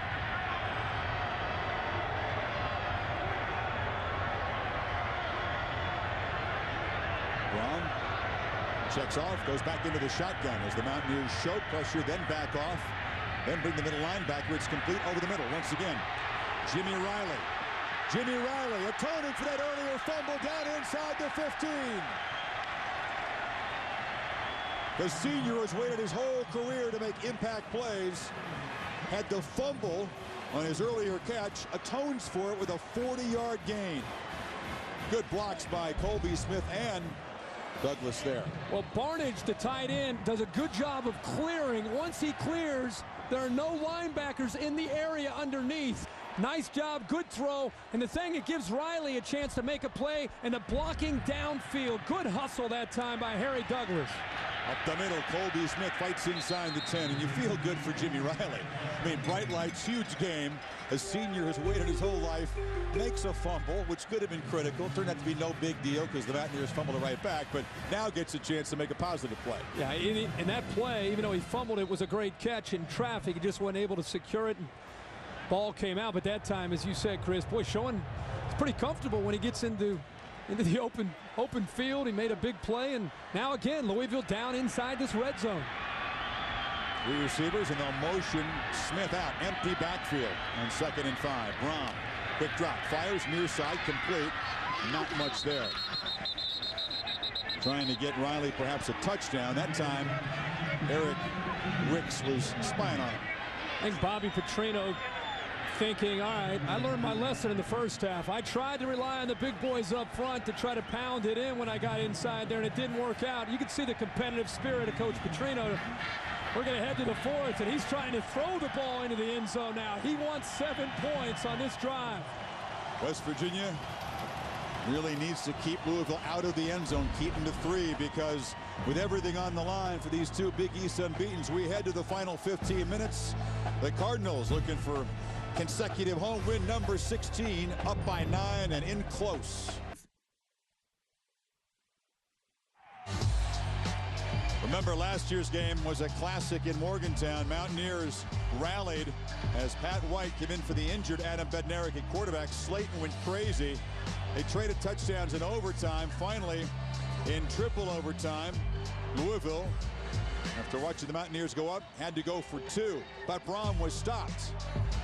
Biggest comeback in West Virginia history. 17 down to the final 10 minutes.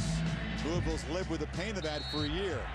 Now, once again, it's Louisville with the lead, up by 9 as we start the 4th quarter. A crucial 3rd and 2. Can the Mountaineers keep them out of the end zone, force another field goal attempt? Braun will throw to the end zone. It is called for a touchdown by Arudia.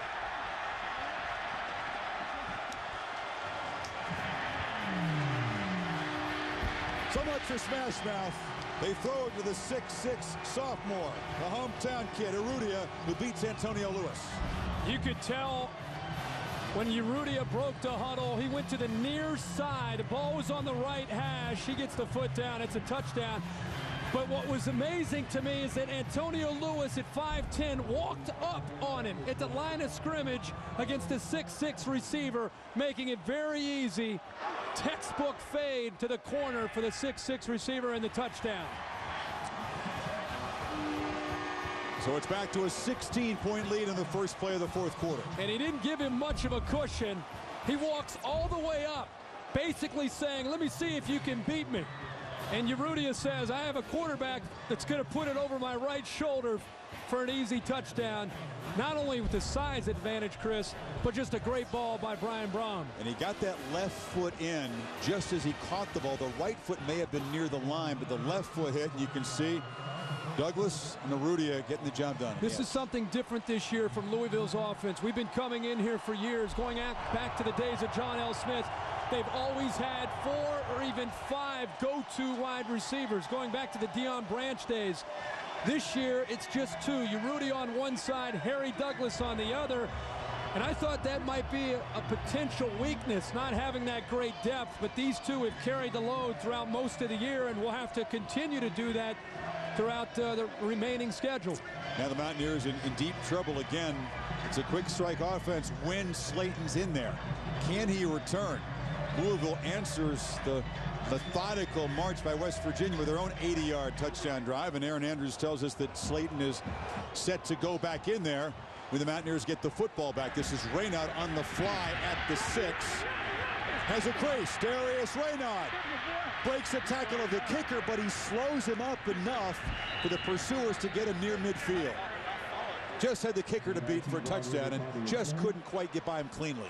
But that's exactly what they needed. I mean, it's exactly what West Virginia needed, because they typically own the fourth quarter. It was surprising to see those numbers because most of their starters are out against most teams once they get to the fourth quarter. Right. But they give up a score after the impressive 92-yard drive. They needed good field position. Raynaud delivers with the big return, and we'll see if Pat White still has the magic as Steve Slayton joins him now in the backfield, as EA said. He is. He's to the left of White now. His last 2 carries have been fumbles, and it's been a long process of evaluating that left hand. See if he carries it in the right. It's a fake to him. White has him wide open, and he makes a nice catch. Keeps the ball in his right hand and is brought down by Gay at the 31. Well, right back in there, big impact play, but why has he been out this long? Well, he's very tentative coming off of the fake. I think it's a great call because he's been out the entire game, the entire third quarter. So you could see the defense loses him, thinking he's a decoy, but Rich Rodriguez electing to go right to him. He holds the ball, Chris, you said it, into his right hand after the catch. But he used both hands to catch it. Ball down to the 31. This time it's a handoff, and he's got the ball in his left hand that time. A quick burst. EA, I don't know. It was a long diagnosis, but it seems to be okay, that hand. I don't know what to tell you besides the fact when Louisville scored that touchdown, Steve Slayton had the football in his hands on the sidelines. As soon as the touchdown was scored, he threw it down and screamed, "Let's go," went to Rodriguez and said, "I'm in." He's in, and he's got the ball again, running left. Turns the corner. Slayton knifing to the defense down near the 10-yard line. Is he going to come off with an injured hand and try to lead a rally here? I like to hear amen. I mean, he's got a national championship touchdown. What a different feel for this offense when he's in the lineup. Yeah, makes the catch for 20 and now runs of 8 yards and 13 yards. Suddenly just 10 yards from the end zone. White keeps it.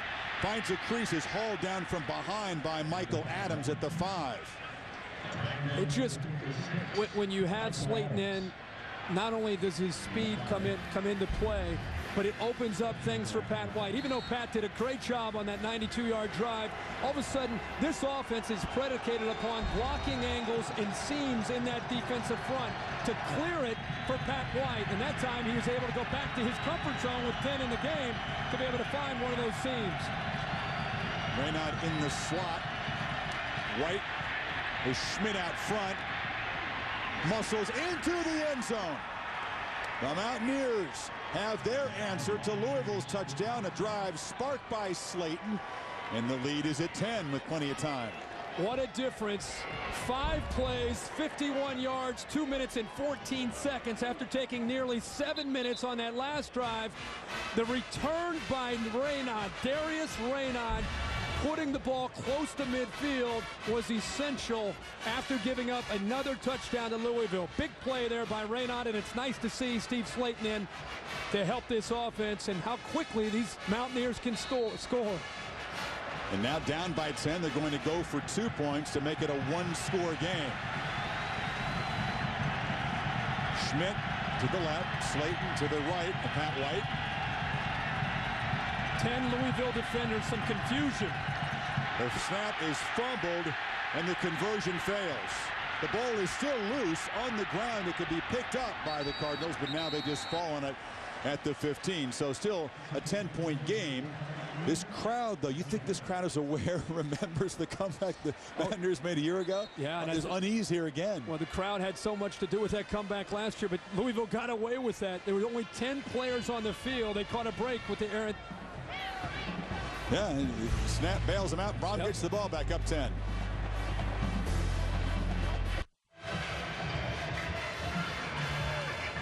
Keep this play in mind, Kirk, if it's a tight game at the end. There's confusion there. It looked like Adrian Grady, the sophomore, runs off the field. I think the two backs in the backfield confused the personnel for Louisville, but they sure caught a break. And Bobby Petrino, he wants to win this game. He went through it last year in Morgantown. He's doing everything except suiting up and getting out there and playing. He has shown a lot of his competitive spirit tonight. Typically pretty mild-mannered on the sideline. Well, Petrino concerned now because if his offense can't generate things, that defense right there, which is getting a tongue lash, has to go back on the field and apparently contend with Steve Slayton, who's returned. It's a short kickoff. Jawan Spillman hesitates, gets across the 20. Spillman. This has been the best night of the season for the Louisville return game. They hadn't done much all season long. Trent Guy punt return for the touchdown, and a nice return from Spillman there. Once again, some defense is going to have to go out there and try to solve these offenses. We've got, what, more than 800 yards offense now combined. Well, if West Virginia's going to win the game, they're going to have to get a stop. I mean, they're going to have to come up. Somebody on their defense is going to have to come up, not only with forcing the punt, possibility of even forcing a turnover to get the ball back to Steve Slayton now that he's on the field, and Pat White. But it's been a lot easier to say that from up here than actually go out and execute against Brian Brom. An offense that was struggling coming in has been in sync tonight. They haven't been able to run the ball, so they'll throw on first down. Brom over the middle, wide open is Arudia. And the big guy inside the 40. No sitting on the lead from Petrino. An aggressive call on first down. These linebackers from West Virginia are biting so hard on a play-action fake. Colby Smith, a little fake. Look at the linebackers come up, and what a huge gaping hole between the linebackers in the secondary on the back end. Great job, well executed that time by Louisville, and another huge first down on 1st and 10. And Arudia, the guy averaging almost 20 yards a catch coming in. Another big night. Handed off to young Anthony Allen, a couple yards on the left side. I have to say that the Louisville ground game's been a disappointment from their point of view tonight. It has been. They've thrown the ball tonight with Brian Brom for 338 yards. I just think, let's forget about what's been a disappointment. The play calling tonight for Bobby Petrino, 24 running plays, 25 passing plays. That is balanced because you're giving the defense a different look, and it's creating a little bit of an indecisiveness as far as the West Virginia defense. On second down, Brown files to Arudia again. Inside the 25, first down. They had a linebacker, Eric Wicks, down there in coverage, but plenty of space for Arudia. When you start to see big plays from a passing game, you get a tentative defense, this time backing out, giving Brian Brom and his receivers plenty of room to execute. And we talked about Brian Brom and his thumb. He's had a look in his eye yesterday like he got a new toy with his thumb, and it's the best it's felt since the injury against Miami, and he's shown it tonight. Colby Smith back in, gets the handoff after the pump fake. Goes for the corner. Nice block by Arudia. As Smith cuts it back inside and gets to the 5. 17 more yards. Well, We just talked about West Virginia having to make a play on defense. 4 plays, 61 yards, mixing it up. This time Colby Smith, the vision, I think, of Colby Smith, outstanding there to bounce it to the outside, and Chris Urrutia, a tall, lanky receiver, showing that he's willing to block downfield and almost was able to spring Colby Smith into the end zone. The freshman Allen back deep in the I formation, gets the handoff, steps to his right, powers to the end zone, standing up.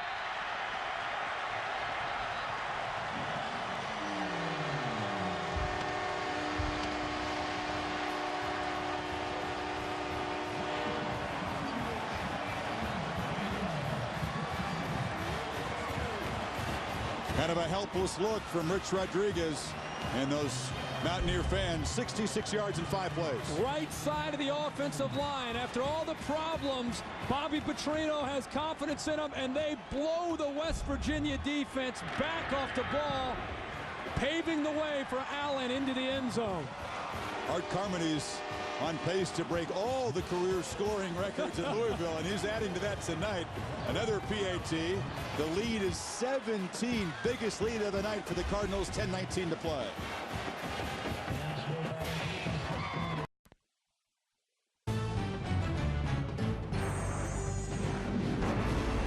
ESPN's College Football Primetime is presented by Applebee's Neighborhood Grill and Bar. Eating good in the neighborhood. Applebee's.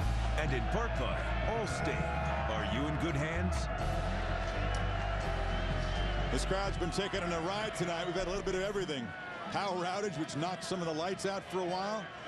Flurry of turnovers to begin this second half. And now Louisville aggressively marching down the field to score again. Brian Brom in this half, 7 of 8 for 147 yards and a touchdown. And the Mountaineers seeing all their dreams of a perfect season. BCS championship game, a trip to the desert in January, in deep, deep trouble. As the defense unable to get that stop they needed. Raynon trying to provide a spark again with the return. Turns the corner and gets out across the 30-yard line. Back in the middle or early 70s here. Number 50 patrolled the defense, deep second base in the old Cardinal Stadium that was across the way here. Tom Jackson for Coach Lee Corso. Top tackler 3 years in a row for this Louisville defense. Joining us up here, our ESPN colleague is number, of course, has been retired right next to Chris Redmond. Kind of like in the days when you played in the Missouri Valley Conference. Huh? The stakes about the same here for this Louisville team tonight. I actually think that this is the biggest game in Cardinal history. They played in a few bowl games. They've beaten Alabama in a bowl game. But in terms of what lies ahead for this ball club, I don't think they've ever played a ball game that's quite this big. And clearly Coach Petrino understands that. Tommy, you have to be so proud to see this program over the course of the last 5 or 6 years continue to take steps in the right direction, joining the Big East. Now the BCS is a reality. And boy, the way they're recruiting, this thing is really on a roll. Yeah, a tribute to the AD here, Tom George. He's done a great job. This stadium is a bit different than the old fairgrounds that I played in that had the sawdust on the field. But yeah, they've done a great job of keeping the staff together, keeping Coach Petrino here. And, I think that, they can do whatever they want here. They've been eyeballing being a nationally recognized football team. And, they've got Rutgers and Pitt coming up, but it could be a great season for them. See, that holding penalty on first down nullifies the run. So now the Mountaineers would have to, take to the air here because the clock is going away. They can't get a stop. It's 1st and 20. It's the first time all year that Pat White has been put in a position now with 9 minutes, getting close. It's under 10 minutes, getting close to 9 minutes now, where he has to throw down by a couple possessions. He's 6 for 9, 98 yards passing. Well, he'll take off and run instead. That's one way to gain yardage back as he quickly bursts for about 50. Maybe they just keep it on the ground. Yeah, drop back. You think I'm going to throw, but Tommy will tell you that's a defense's dream. You get a quarterback who's a runner into an obvious passing down. You have to be careful with some scrambling, but boy, you can really put the heat on him. Yeah, I think you want to put big hits on him now. You want to get him down. You want to keep the clock moving. But I credit Coach Petrino for clearly understanding that they needed at least another score, and they might need one more. But eventually West Virginia is going to be reduced to throwing the football. Well, Slayton eludes one tackle, but it only creates a bigger loss as William Gay is there for the stop. You lose 12 yards. Well, when you're a big play athlete, you have a lot of confidence and belief in your ability to create and make a play. That time, the speedster spun away from a tackler and then turned in 5-yard loss into a 12-yard loss because he's trying to make something happen. 3rd and 16.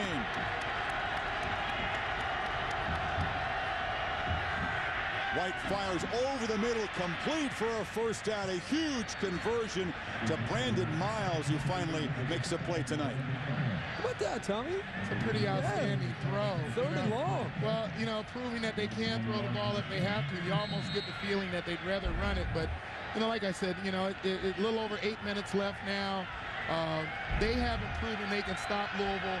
I think they're looking for multiple scores, and I'm not just talking about to tie it. You might be looking further than you already are. And an onside kick helped that rally a year ago in Morgantown, guys. I'm telling you, if they get a touchdown here, I would think seriously about trying to get the ball back immediately because you can't stop Louisville. Have not been able to all night, but Rich Rodriguez probably thinking, we've got to get a quick score, guys. Let's go. He's all about tempo.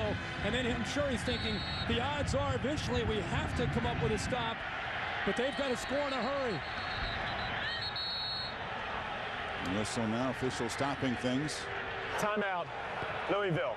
It's a first charge timeout of the half. Caught a break there.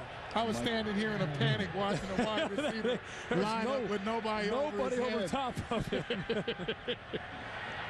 Able to get the timeout called from the sideline.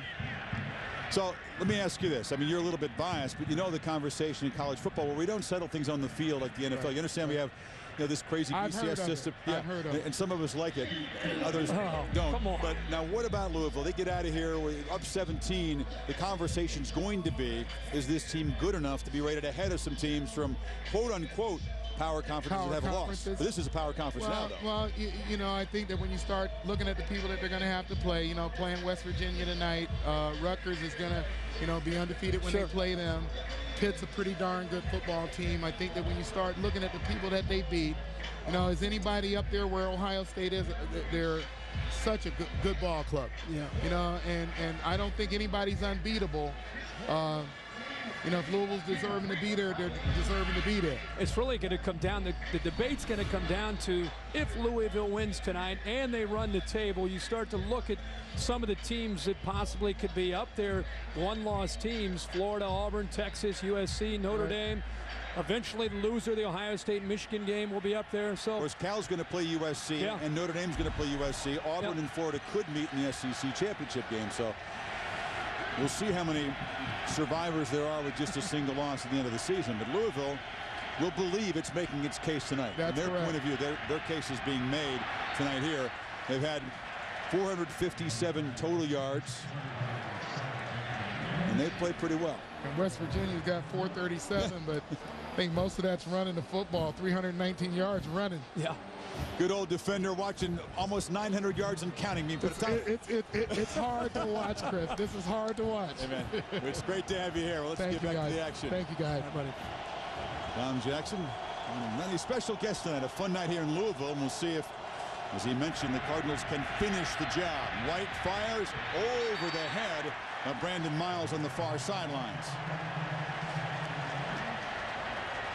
It's a different deal when the defense knows you're going to throw, and it's not based on deception out of that zone option read, huh? Oh, of course. And it's tough for any quarterback to be able to execute when it's an obvious passing situation, let alone for a quarterback who's accustomed to running for most of his yards. 4th and 10, game on a line. They've got to convert here.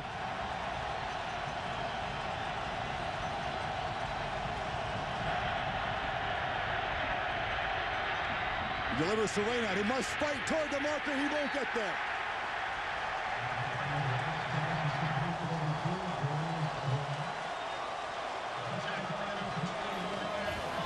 A clutch stop by Lamar Alston, the sophomore backup defensive back. They put a bunch of DBs in the game. Alston. This game being broadcast on ESPN HD, presented by Pioneer Plasma Displays.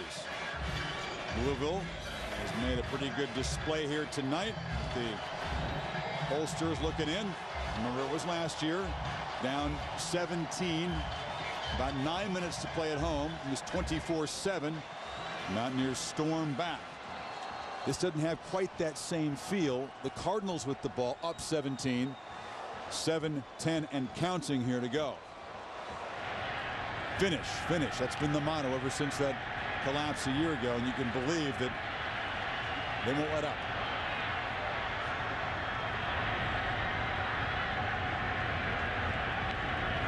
Couple tight ends in the game, and they give it off to Smith. Finds a crease left side, and he is met, driven backward, and planted physically by young Quinton Andrews, the safety. But a gain of 6. We were talking there with Tommy about how this team has continued to attack, and this is amazing to watch. Louisville at home, not only in November, here's 6-0 in November, their last 6 home games, but the way they've been able to play the last 15, now 16 home games, the way Bobby Petrino, one of the best offensive minds in the country, calls plays. He is aggressive. Remember we had that debate on game day? What should you do late in the game? Are you conservative? Are you aggressive? If we included Bobby Petrino in that debate, sure, he would say always be aggressive. They've averaged 8.7 yards per play. As you can see, a Mountaineer is down on the field. I believe it's Johnny Dingle, the defensive tackle. In the Applebee's weekend menu. And Rutgers, of course, the 3rd undefeated in this conference, will get Louisville next Thursday night. And Greg Schiano was in our studio watching this game, noticing, no doubt, that the Mountaineers have 1 for 319 yards on this Louisville defense. And Rutgers, of course, lives with Ray Rice in the ground game. By the way, Saturday in the Big East, Pitt, which is already bowl eligible, takes on South Florida. USF needs 1 more win to get bowl eligible. It's a pretty deep conference. It's not just those 3 unbeaten teams. And West Virginia has to play University of Cincinnati next week. And every time we talk to a coach in this conference, they talk about Cincinnati and their defense. And that'll be a challenge for the Mountaineers following this emotional game against Louisville. Very similar to the way the Cards are going to have to go on the road and be able to shake this game and get ready for the Scarlet Knights. Mountaineer players haven't had to deal with a loss in a long time. It was Johnny Dingle, the defensive lineman for Mountaineers, who's replaced, and they hand it off to Anthony Allen at the middle again. No gain. After that game in Rutgers, which will be a huge scene there. Scarlet Knight folks won't have remembered a bigger home game. It is South Florida right here, the visit to Pittsburgh. Everybody's so excited nationally about Louisville and West Virginia. I think a lot of people have really followed this conference and said whoever wins this game still has some tough games to play. And if Louisville's able to hold on, their trip not only to Rutgers but playing Pitt down the road, those are going to be 2 tough games. So there is still a lot of work to do for Louisville. Colby Smith on 3rd down. Muscles down near the 40. Needed to get inside the 40 for a 1st down. Didn't quite make it. It'll be 4th down. Interesting to see if this score holds up, where the pollsters will vote Louisville. 5th coming in. Do they kind of jump to where West Virginia was ranked, number 3, by taking care of the Mountaineers? Or will they move up only 1 slot, barring a big upset on Saturday? I think being undefeated and the way they've scored points, I mean, you could say what you want about their defense and the points that they gave up tonight, but got to remember the team that they were going up against, 2nd in the nation as far as 41 points a game, 319 yards a game on the ground. Pretty good effort. And I know Steve Slayton missed most of the 3rd quarter. But still a pretty good effort by Louisville's defense. And wait for the clock to wind down and call a timeout now. These are the BCS standings, and the key thing is the big drop off there between number 1 and number 2. Obviously Louisville will move up. Most of the computers preferred Louisville over West Virginia. The pollsters were voting West Virginia higher. Now Louisville, you'd have to believe, in the minds of a lot of people, would just kind of jump up to number 3. I think they'll jump to 3. Florida's playing Vanderbilt. Louisville beating West Virginia. I think it's going to impress a lot of the voters. It's going to impress the computers. I'll be really surprised if you don't see Louisville jump to that 3rd spot, being undefeated, Florida having 1 loss, and just setting itself up for, if Louisville holds on here, they continue to get out there and have a chance. Hey, a prediction for you, Kirk. They want to see the Buckeyes against the Cardinals in Glendale, January 8th, the BCS championship game. I got news for these folks. They'd be about a 2-touchdown underdog in that game. Could be. But I was just saying it's going to come down to Louisville, if they win tonight, run the table against the SEC champion who survives getting out of Atlanta, especially if it's Florida or Auburn with just 1 loss. Corey Getchie hasn't been very busy tonight as a punter. Trying to pooch it down in there. Nice little job with the sand wedge. Backs it up at the 9-yard line. So big improvement on the special teams from Louisville tonight. That had not been an area of strength at all. They have the punt return for the touchdown. Some pretty good other moments on special teams, and they lead by 17 inside 4.5 to play. SportsCenter to follow this game. We'll break down what this victory might mean. Look at that, the big picture, and see what you think about a game at Rutgers a week from tonight. NFL Week 9. Southwest Showdown as well. So White down by 17. 91 yards away from the end zone. Fires it far side, complete, but a very short gain. There wasn't much of a cushion provided over there. Gay was able to stop Miles. Good game from William Gay and those Louisville DBs. They played very well. They've been out at an island a lot tonight in man coverage. Pat White, under 4 minutes, really needs to get in what they call their jet series, where they get up to the line and call plays much quicker. This is Slayton in the flat. Doesn't choose to go to the sidelines. Takes a big hit at the 24. Gets the first down. They'll stop the clock momentarily to set the chains. This offense has shown the ability, not only all season, but even tonight, to score in a hurry. This would be a long touchdown drive, but Pat White and Steve Slayton have the ability to score quickly. Here comes the blitz. White gets away. And will get out of bounds. Louisville leads the nation in sacks. They had 28 sacks from 14 different players. That's incredible. 14 different guys had sacks, but White's a tough guy to sack. He is. That time Lamar Miles had him wrapped up, but he just could not bring him down. Pat White's known as a quarterback, but I thought he showed some power there by staying up. And you see all these different players. It's because they rotate so many different bodies in up front at the defensive line and linebacker spot, the way you see most defenses today trying to stay fresh. Miles, the linebacker, has that 1 sack tonight. White fires wide open as Slayton on the sidelines. Cuts back to the center of the field and is chased down inside the 30. How in the world do you leave Slayton wide open? 44 yards. Well, there's some confusion and a little bit of a cross move. And I think that the defense there, you have a freshman safety, that time Thomas, who got lulled to sleep, I think. Confusion in the secondary between Gay and Thomas. And how does he leave? Wow. The one big-time playmaker that West Virginia has, Steve Slayton, all alone down the sideline. White fires across the middle. It's incomplete. He was trying to find Nate Sowers, the backup quarterback that they use as kind of a multi-threat. I keep an eye on number 10 if I were the Cardinals well, right now. That almost worked out well for Rich Rodriguez. I don't think they wanted that. They're lucky the ball wasn't completed. Either Sowers gets blown up, maybe fumbles, or the clock keeps moving. They've got to get the ball to downfield to either Raynaud, number 2, or Brandon Miles, number 7.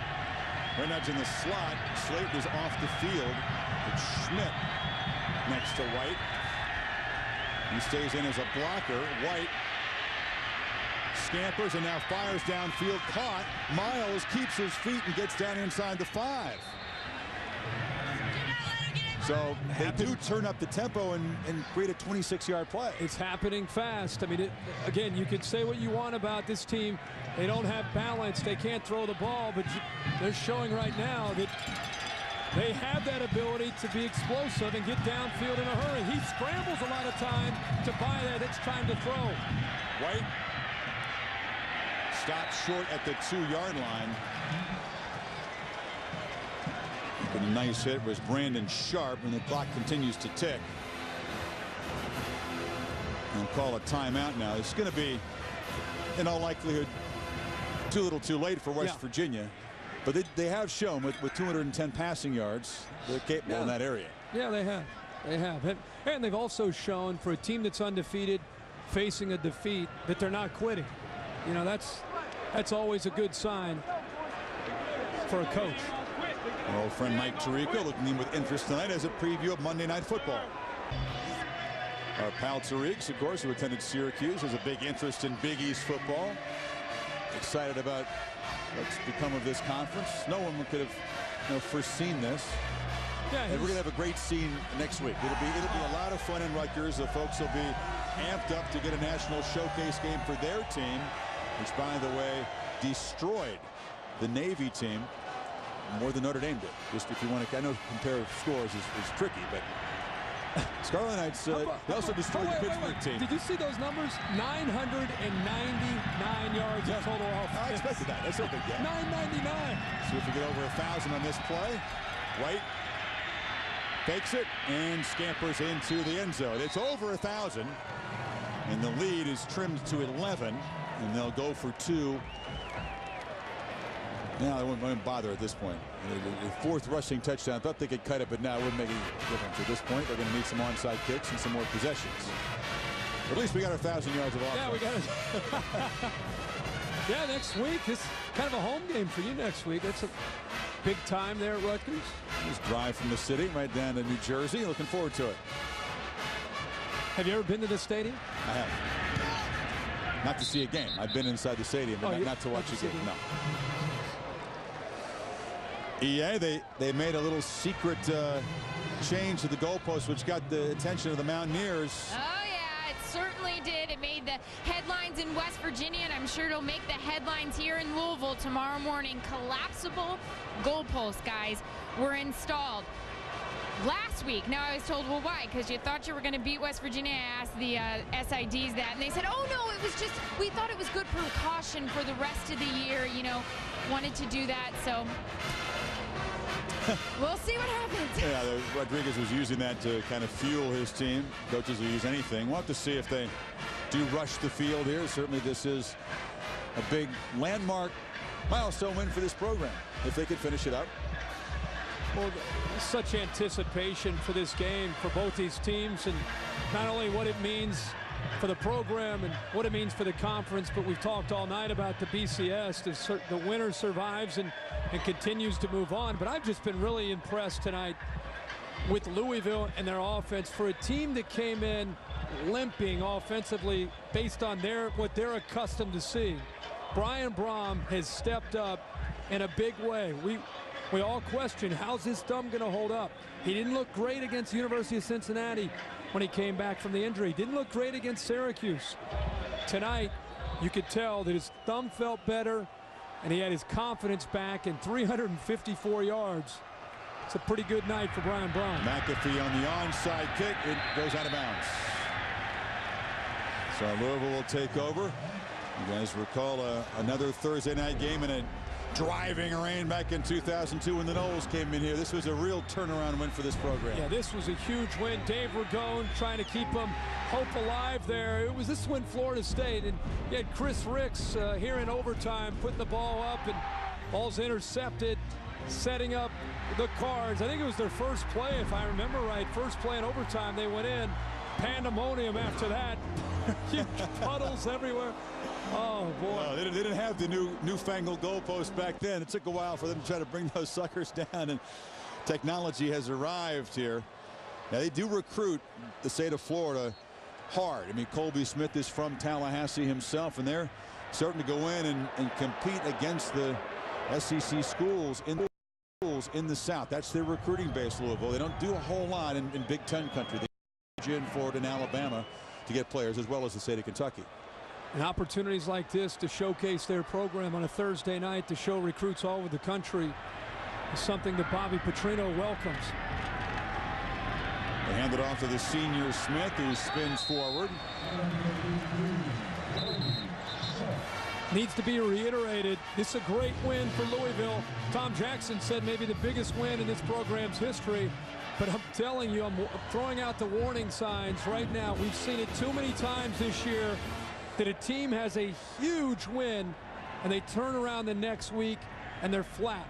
They cannot shake an emotional win, an impact win. We've seen it every week. The game that Clemson had against Georgia Tech is probably the most meaningful game, but Louisville will have to forget about this by tomorrow to get ready for an undefeated Rutgers team on the road next week on Thursday night. Which will be very well rested. So Brian Brom, we call him the X Factor. He hadn't really found his rhythm in those 2 games since the thumb surgery. He's been almost mistake-free tonight. Very accurate, in command, and they've had a lot of yards after the catches tonight as well. That's been very important. Urrutia, the nice catch, the throw in the fade there. It's the 1 touchdown, and he is our Wrangler 5-star player of the game. Efficient for Brom, exactly what the coaches hoped he would do tonight. Just think, they had to settle for 3 field goals in the first half. I mean, they were moving the ball at will throughout the whole game, but had to settle with 3 field goals earlier. This game could have been even that much more impressive for Louisville. Smith fights forward. Of course, there was the defensive touchdown. The scoop and score by Malik Jackson. Trent Guy had the short punt return for a touchdown. It's like an offense as good as Louisville's, and you get 2 non-offensive touchdowns. The offense in this game is LeBron and the Cavaliers take on the Spurs, NBA's opening week. That's Friday at 7:30, followed by the Lakers and the Supersonics. Kia NBA shoot-around begins everything at 7:30. Talked to Rick Pitino earlier, the great tradition of hoops here. Junior Bridgman is going way back, makes the team. You got to have Darrell Griffith, doctors at dunk. Francisco Garcia from the latter era. And the Mountaineers, I mean, Jerry West is the captain of the squad. You had Hot Rod, Kevin Pittsnagel. Who wins that game? 4-on-4. Jerry West is pretty good. Jerry West is great, but I'll go with the depth in the bench of Louisville, I think. Okay. Pretty good 4-on-4. Yeah. Pittsnagel will take Unseld outside, right. try to hit the jumper on That's him. right. Yeah. Now you've got a big weekend planned. We're going to miss you on College Game Day. You got the Ponies on Saturday. First time in 16 years. Not at a College Game Day. Reese Davis will fill in very well, and I get to hang out in town and watch $20 million in purses up for grabs at the Breeders' Cup. Look forward to watching. Are you sure you don't want to join me on the 6 a.m.er down to Houston? I'm good. I'll be out there at the backside at 6 a.m. now watching the horses run. Good. Missed you this morning, by the way. We were supposed to rendezvous at the Barnes at Churchill, and it didn't happen. What happened? I thought you wanted to feed Bernardini an apple. I did. I wanted to feed him an apple. Didn't work out for you. I want to get in there. You're like, what'd you say? This in the petting zoo? He said these are finely tuned machines. They don't have time. I wanted to feed him an apple, maybe a candy cane. You guys say he's the best horse since, what are they saying, Secretariat? Maybe it belongs in that class. You can't just show up over there at Churchill in the morning and say, hey, Tom Albertrani, which one's Bernardini? Give me a carrot. Let me feed him an apple. I did. His horses are worth. Do you know he's going to make Bernardini after he finishes his career, in all likelihood, the Classic? There he is. Probably with a win. They make $35 million next year alone in breeding rights. Can I give him a hug? I just want to hug his neck. If you pay your fee, you can get near him. But Randy Moss said he was going to hook me up. I just couldn't get over there at 4. I know you guys will be watching the Breeders' Cup in a little bus down there at College Station. Keep an eye on one monitor for us down there. Oh, yeah. You're going to get bottom left treatment. Screen 2. We'll see where Steve Slayton goes. The 2 fumbles that he had perhaps will severely damage his chances of being a Heisman finalist, do you think? He did have the 2 fumbles. He had a big night, 156 yards rushing, but the 2 turnovers, which were huge in this game.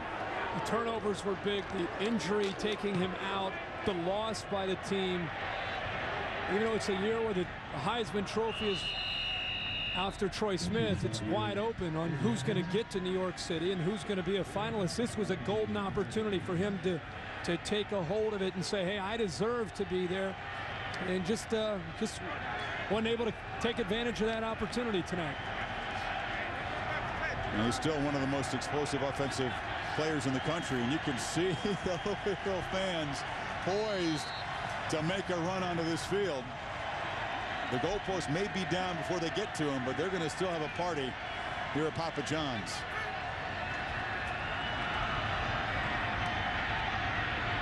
Wait. Fires into traffic, and it's dropped. Sowers there, the quarterback. Shifted out as a receiver to convert him to that position as their 3rd-team quarterback. Talked about that game in Rutgers, Kirk. They haven't had many big games in the kind of New York, New Jersey area in terms of college football. Back in the 40s when Army was great, playing Notre Dame and Yankee Stadium, but not a lot of big games in the tri-state area in college football recently. That's going to be a big event in Rutgers a week from tonight. Louisville's 10-point win tonight on national TV, I think, going to be impressive enough to see them move up ahead of Florida. They'll obviously go by West Virginia. You vote him number 3? I'll put him at number 3, definitely in the polls. I think they earned that tonight. Playing in a game of this magnitude, 2 top 5 teams. You can talk style points all you want. I think the thing that hurts them is the perception of the Big East. People need to get over that and realize that this is a much better conference than people expect if you watch it week in and week out. And they deserve to move up to 3, remaining unbeaten tonight. I'll vote them 3 as well. Skeptics will say, well, they got outgained by 80 yards and survived this game on turnovers. And there is the sack they've been waiting all night for as they finally converge on White. And that'll be the final play of Louisville's biggest home game ever. And here comes the crowd from all 4 corners.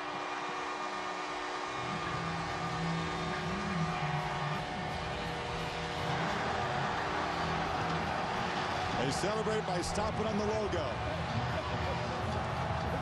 Satisfying for Brian Brohm and a very frustrating night for Steve Slayton.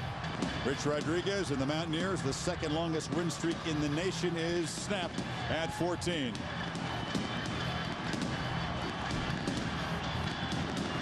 Come a long way on Thursday Night Football. Back-to-back weeks where the students pour onto the field. Last week in Blacksburg, tonight in Louisville. Huge win for this program. Huge game for Brian Brohm. This is what they do, Kirk. They run to the center of the field and jump up and down in that bird logo that a few times in recent years the visitors have disrespected them by stepping on. They take over the logo, and then the students kind of surround them, and it's a great scene. The goalposts have been quickly brought down as planned, but this party may go on for a while in the center of the field. We'll pick up the pieces for the Mountaineers, see what the next few weeks might hold for them. Talk about the big picture as Louisville wins it by 10. More of our post-game coverage coming up next on SportsCenter. This has been a presentation of ESPN, the worldwide leader in sports. For more, log on to ESPN.com. For Kirk Herbstreit, Aaron Andrews, our entire crew here in Louisville, I'm Chris Fowler. Cardinals win it by 10. We'll see you right back here for SportsCenter, which is now.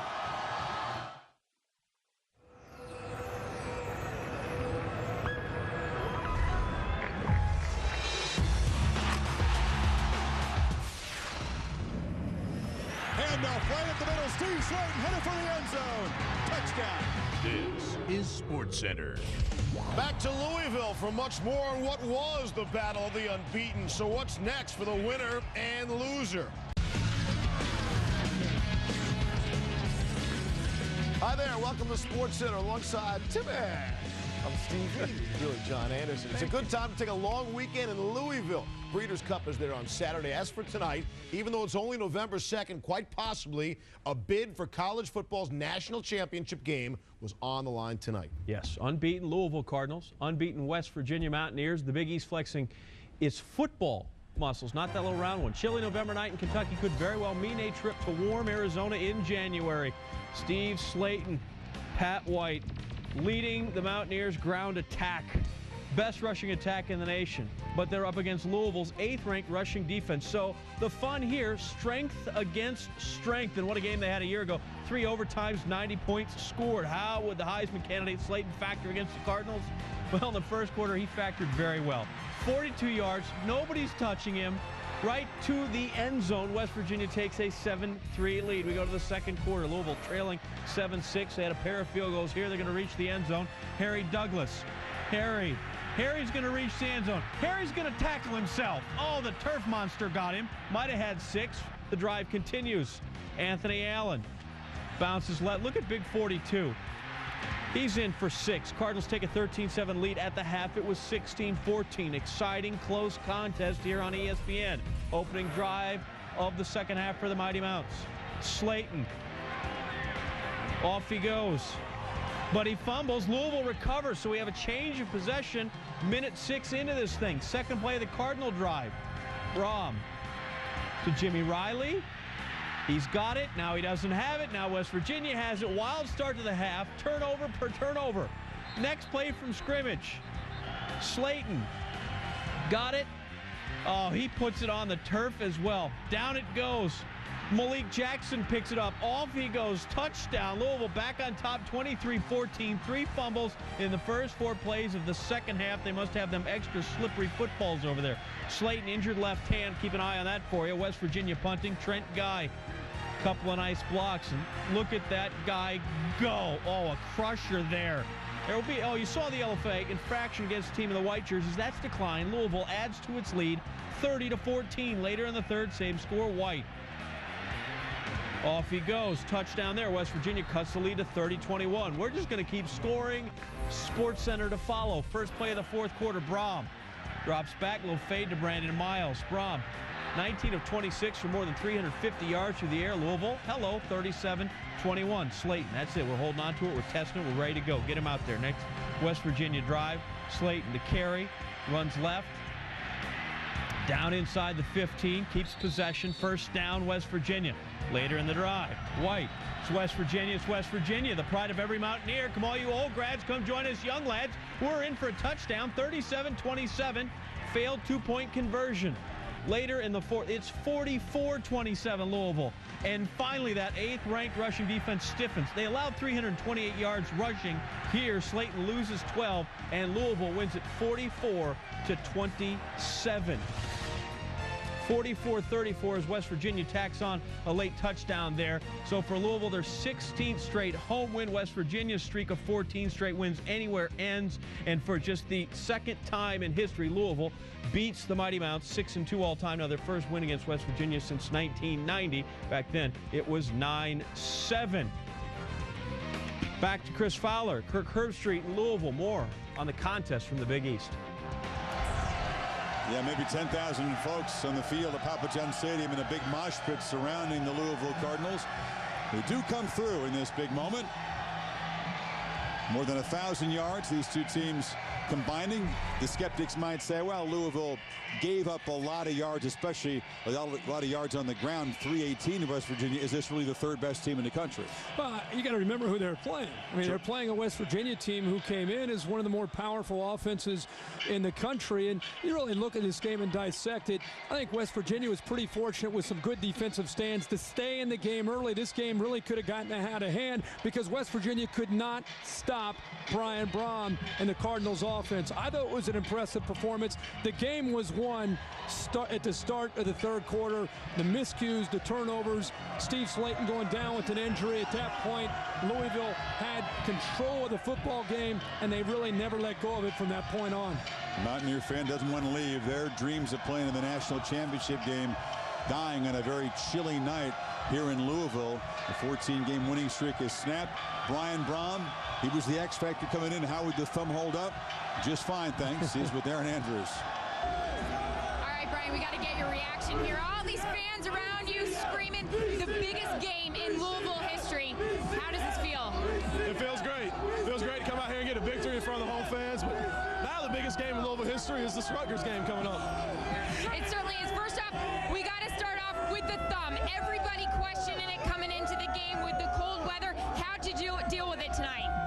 It did great. I was over by the heater. I had hand warmers in my hand warmer, so it was warm the whole time. No problems with it. I just need those few weeks to get it back to normal. These fans behind you chanting BCS. The guys in the booth saying, with a win like this, looks like you'll move up to number 3, possibly play the winner of the Ohio State-Michigan game. What do you think about that? That's great, but we got a big one next week. Undefeated Rutgers team. I know these people want that BCS, and we're going to try to get it to them. Final Four atmosphere, how do you enjoy it? What's that? This is a Final Four atmosphere. How are you enjoying it? This is great. This is great. I love this. This is why you play football. Thanks, Brian. Aaron, thank you. Maybe it's more like a regional final.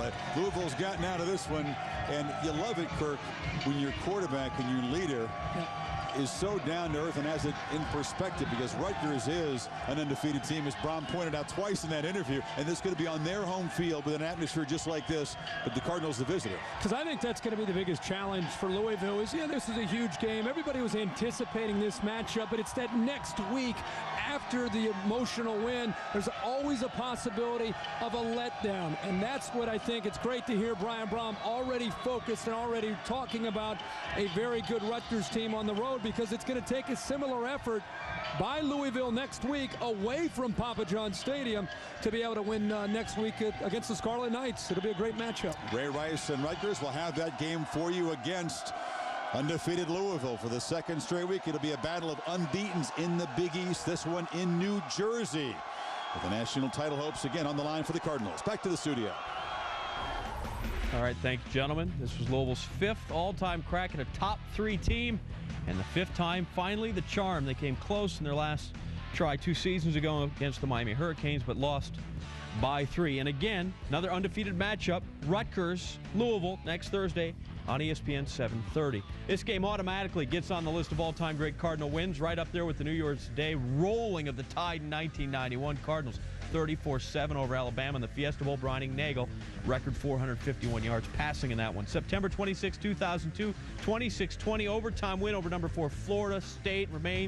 Remnants of Tropical Storm Isidore soaked the field all game long. They go ahead and win it. September of this season, Miami Hurricanes stomped on the Cardinals logo on midfield. Louisville, well, they stomped on the Hurricanes over the entire field. Final there, 31-7. And, of course, tonight, Cards win a battle of undefeateds with West Virginia, 44-34. Same point total as they had in last year's game. Mighty Mouse, 12 fewer. Hello, 8-0. All right, so what now? Plenty more from this Big East battle coming up inside Sports Center. Can Louisville now book their tickets for the BCS championship game come early January? NBA 3 versus 5. West Virginia at Louisville. 4th quarter. Brian Brom finds Mario Urrutia in the corner. End zone for the score. Later, Louisville up 10. Hand off to Anthony Allen. Louisville wins by a perfect 10 to remain perfect. Therese Davis and the College Football Fellows. So Louisville makes the first statement in the round robin of Big East showdowns coming up. Some expected West Virginia to go in and win this game. Louisville wins handily. How good do you think the Cardinals are? I think tonight they were very, very good. When the other team fumbles the ball 7 times, allows you to run back a punt because of a poor shank kick, and when they have several penalties, it helps you. But make no mistake about it, Brom put on a tremendous display, as did the receivers, as did the football team in general. I was very impressed. I was very impressed with the team on both sides of the ball, offense, defense, and special teams. But what I was really impressed at is head coach Bobby Petrino. When they were still up by 10 points, they learned a valuable lesson for last year when they were up against West Virginia, not to call the dogs off. They were very aggressive in their game plan in the second half, and that's really what carried them to victory. Okay, everybody can pretty much agree on that. What might be a little bit more divisive, whether Louisville did enough to be considered as the team, should they finish and run the table, to play in the national championship game. From what you've seen of the Cardinals, do they deserve to be ahead of the one-loss teams from the SEC, Texas, Notre Dame, SC? I'm going to give you a definite maybe. At this time, I just don't know. I cannot commit myself because I don't believe that they could have beaten West Virginia without some help.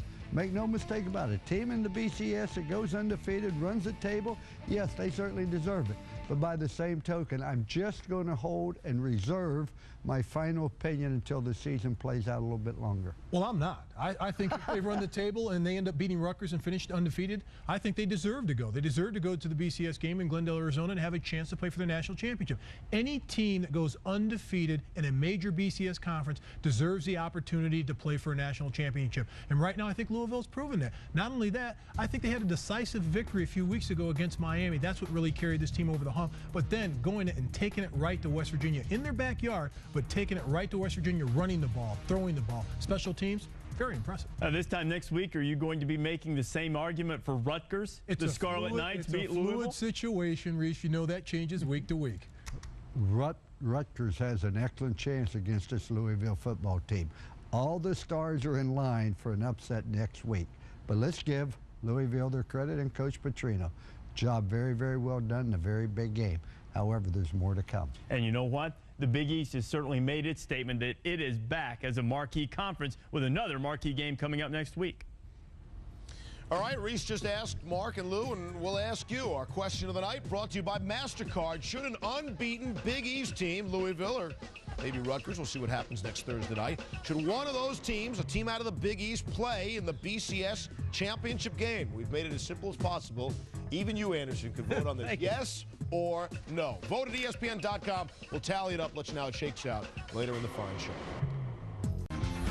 All right, back to the college kids. West Virginia, Louisville went at it here on ESPN just prior to SportsCenter. Somebody would come out of this baby with a loss. Would Heisman candidate Steve Slayton be a factor against the Cardinals? He would.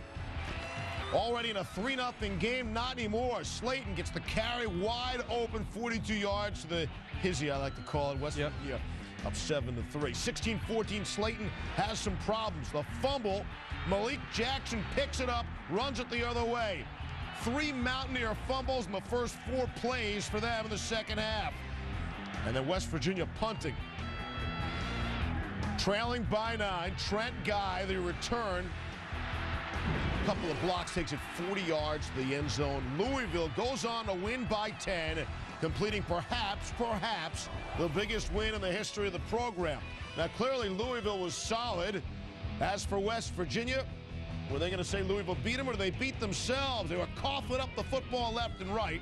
Rich Rodriguez would say shortly after the game that as for Slayton, and maybe an excuse, Slayton took a shot to his funny bone. Nothing funny about that. Not laughing. Potentially leading to his fumble woes. More from Coach Rodriguez after the game. We're not going to go point fingers at anything in particular. Just we didn't play very good football. I made some uncharacteristic mistakes, some turnovers. Special teams was not very good tonight, and do that against a good football team at their place, you're going to get beat. Pretty simple. Your defense, I guess, never stopped them. No, we're a little disappointed. You know, that's why you can't spot them 14 points in a hurry like we did there the third quarter. And you know, they hurt us with some first down play action stuff and told you guys, but they executed well, and we didn't tackle particularly well. You know, just wasn't a very good effort. I didn't think the guys quit. I just didn't think we obviously played very well in defense, and didn't play very well in special teams, and the offense made a few critical errors at key times. All right, here's the situation now. Louisville, you have to consider them one of the front runners for a slot in the BCS National Championship game. You see what the other unbeatens have coming up. Ohio State should be able to take care of Illinois and Northwestern. I like Michigan's chances against Ball State and Indiana, although that Indiana game might be a little more difficult. Terrific lately. Some people think. As for Louisville, they visit Rutgers 1 week from tonight, 7:30 Eastern. See it right here on ESPN. Rutgers, oh, by the way, also undefeated. After Louisville beat West Virginia last night. Now Louisville is taking its claim to perhaps move into the BCS championship game if they can continue to win. But the way the game unfolded last night, the Cardinals taking advantage of 6 West Virginia fumbles, 3 of them lost, has at least opened the door for even more consideration to some of the one-loss teams. Lee Corso and Kirk Herbstreit alongside, and it's been the topic of the day, guys. If you saw Louisville's performance firsthand, if the Cardinals can run the table, do they deserve to play in the national championship game? Absolutely, absolutely. I was impressed primarily with the skill. You look at Brian Brahman, Colby Smith, Mario Urrutia, one of their great receivers, and Harry Douglas. When you look at the skill on both sides of the ball, Louisville doesn't have to take a backseat to these teams with one loss. The big challenge, I think, still for Louisville will be winning tough games against Rutgers on the road and then eventually Pitt. They're a long way from this thing being finished, but I think people just can't get over that they're in the Big East Conference. Yeah. They have a cardinal on the side of their helmet. People just don't think that they sound good when you compare them to Florida, Auburn, and Texas and some of the traditional powerhouses. But LC, I'm telling you, that team is good. And you know football teams. You've seen them all. So I did not see these guys in person. But I think definitely offensively they deserve in the World Championship game. Defensively, not in the top 10. I was not impressed with their defense, and I don't think they could win a really, really big game against a great football team with their defense. But remember, we're only talking about one game. They're extremely well coached, and they could play against anybody for one game. Now, maybe not the Big Ten for 10 or the SEC one for game, 10. One game, that's all it takes. Yep. We've seen in other sports. You see George Mason making the Final Four in basketball. And Bobby Petrino's play calling is amazing. Yeah, he's an offensive really genius for sure. Let's do speed drills now, guys. Aside from our game here, Texas A&M and now, Fox 41 Sports. Hi, Gary Montgomery live out here at Papa John's Cardinal Stadium. It has been a heck of a matchup so far tonight. It's been great for the Louisville Cardinals. I want to tell you what, they've got the place packed, and right now the Cardinals are leading 44-27, 7 minutes and 30 seconds left in this fourth quarter, so the Cardinals got a great 17-point lead, but I tell you what, you don't want to rest on your laurels in this game because they score at will. Let's go to the highlights. We're going to start at the beginning of this matchup, and the blackout, folks, it worked. Look at all the fans there wearing black, and the Louisville Cardinals have number 19 right there amongst them as they come out on the field. Number 19, Michael Bush, out with a broken leg. Louisville struck first of the 39-yard field goal by Art Carmody, make it 3-0 Louisville in the first quarter. But West Virginia, I tell you what, these guys are lightning quick. Here's Steve Slayton going 42 yards. Look at him, number 10, racing his way into the end zone, and West Virginia jumped to the lead. The score was 7-3. Well, the Cards added a field goal, and then Louisville scored this touchdown 10 yards out. Anthony Allen hits the scoreboard, make it 13-7, Louisville in the lead. But here come the Mountaineers, and White goes to sneaks into the end zone right there for the score. For the touchdown, make it 14-13 West Virginia. Then another field goal by Carmody. He had 3 in the first half. Louisville in the lead 16-14. And here comes Slayton. He fumbles. That occurred late in the or early in the third quarter. Slayton fumbled the ball. Malik Jackson picked it up and raced into the end zone, and Louisville took their first lead of the contest. Then they scored on a punt return by Trent Guy, made it 31-14, and right now again Louisville is leading 44-27. And West Virginia is attempting to put some more points on the board. They went for 2 the last time they scored, but they failed to convert. Again, it's 44-27, Louisville leading the way right now. We're going to stay out here with you. We're going to take this break first. We're going to talk some more sports when we come back live at Papa John's Cardinal Stadium. Thanks, John. There'll be some great races coming up. Again, on the scoreboard there, Louisville leading the way, 44-27. We've got 6:13 remaining in the fourth quarter of play. The last touchdown scored for the Cardinals by Anthony Allen. And let's take a look at that touchdown. He snuck it in there. Well, it wasn't truly a sneak, folks. He got it in there from about 9 yards out. Anthony Allen goes in. The Cardinals tack on the extra point, and Louisville jumps to the lead, 44-27. Folks, this is what the Louisville Cardinals and the fans and the University of Louisville program have been looking for years and years and years, and here it is right there. It's in hand for them. They've got some tough games in front of them. Of course, I'm talking like they've already won this one. They haven't. They're up 44-27, and they need to maintain this lead for the next 5.5 minutes. But it looks pretty good right now. And, of course, coming up after this, they've got Rutgers and Pittsburgh on their schedule, a couple of tough matchups. So looks pretty good. This is what the Cardinals have been looking for, to remain unbeaten and move up a little bit in the rankings. Reporting live from Papa John's Cardinal Stadium, Gary Montgomery. It's been a great night of football for the Cardinals.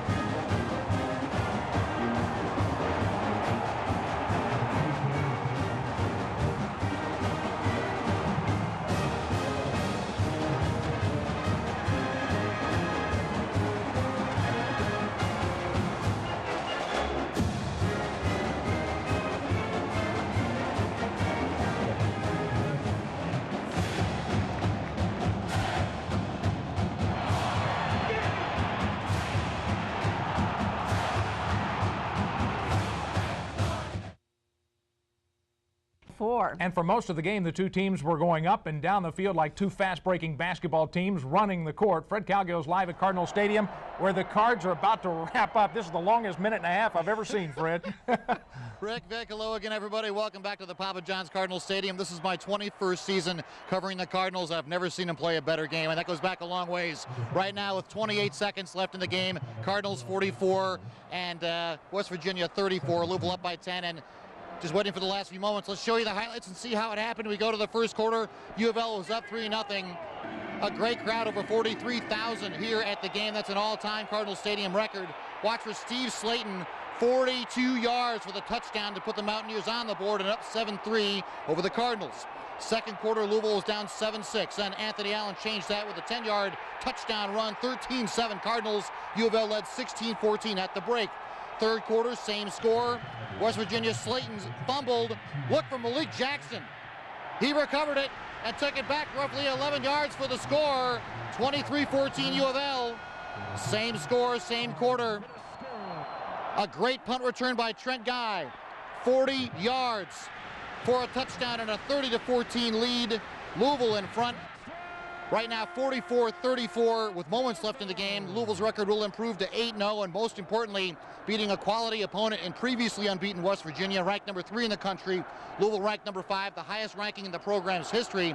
It appears right now that Louisville could move up to as high as number 3 in next week's polls with this quality win over West Virginia. Look over my shoulder for a second. 12 seconds, 11, 10, 9, 8, 7, 6, 5, 4, 3, 2, 1. It's over.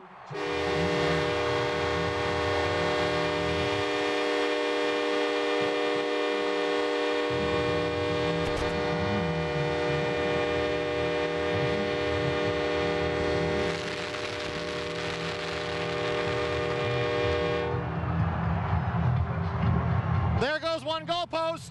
It's going down. The north end zone is almost down. It's gone. That was a world record time, maybe 10 seconds. That's unbelievable. They're trying at the far end as well. The referees are running out as fast as they can go. The fans are in mass in the middle of the field, and now they're down at the south end zone trying to tear down the other goalposts. You may remember the last time this happened was in the huge upset win over Florida State in the Typhoon a few years ago. And here we are again. There goes the south goalposts, going, gone. Unbelievable. 44-34, Louisville over West Virginia, 8-0. The best start since 1925. You're watching history. In 1984, Howard Schnellenberger said that a national championship would come here. The variable only was time. People laughed at him then. Nobody's laughing right now. Louisville has a legitimate chance of playing for the national championship in January, especially, obviously, if they remain unbeaten. Still very tough games ahead, including next Thursday night at unbeaten Rutgers. More on a few minutes, but right now from the Papa John's Cardinal Stadium, history in the making. I'm Fred Calgill, WLKY, News Channel 32 Sports. Hello again, everybody. Welcome back to the Papa John's Cardinals Stadium, where Louisville football has made history tonight. The 5th-ranked Cardinals upsetting West Virginia. Actually, the Cardinals were favored in terms of point spreads, but number 5 against number 3. Regardless, West Virginia's gone. Louisville a winner 44-34. Kurt Quarterman, what was it like for you?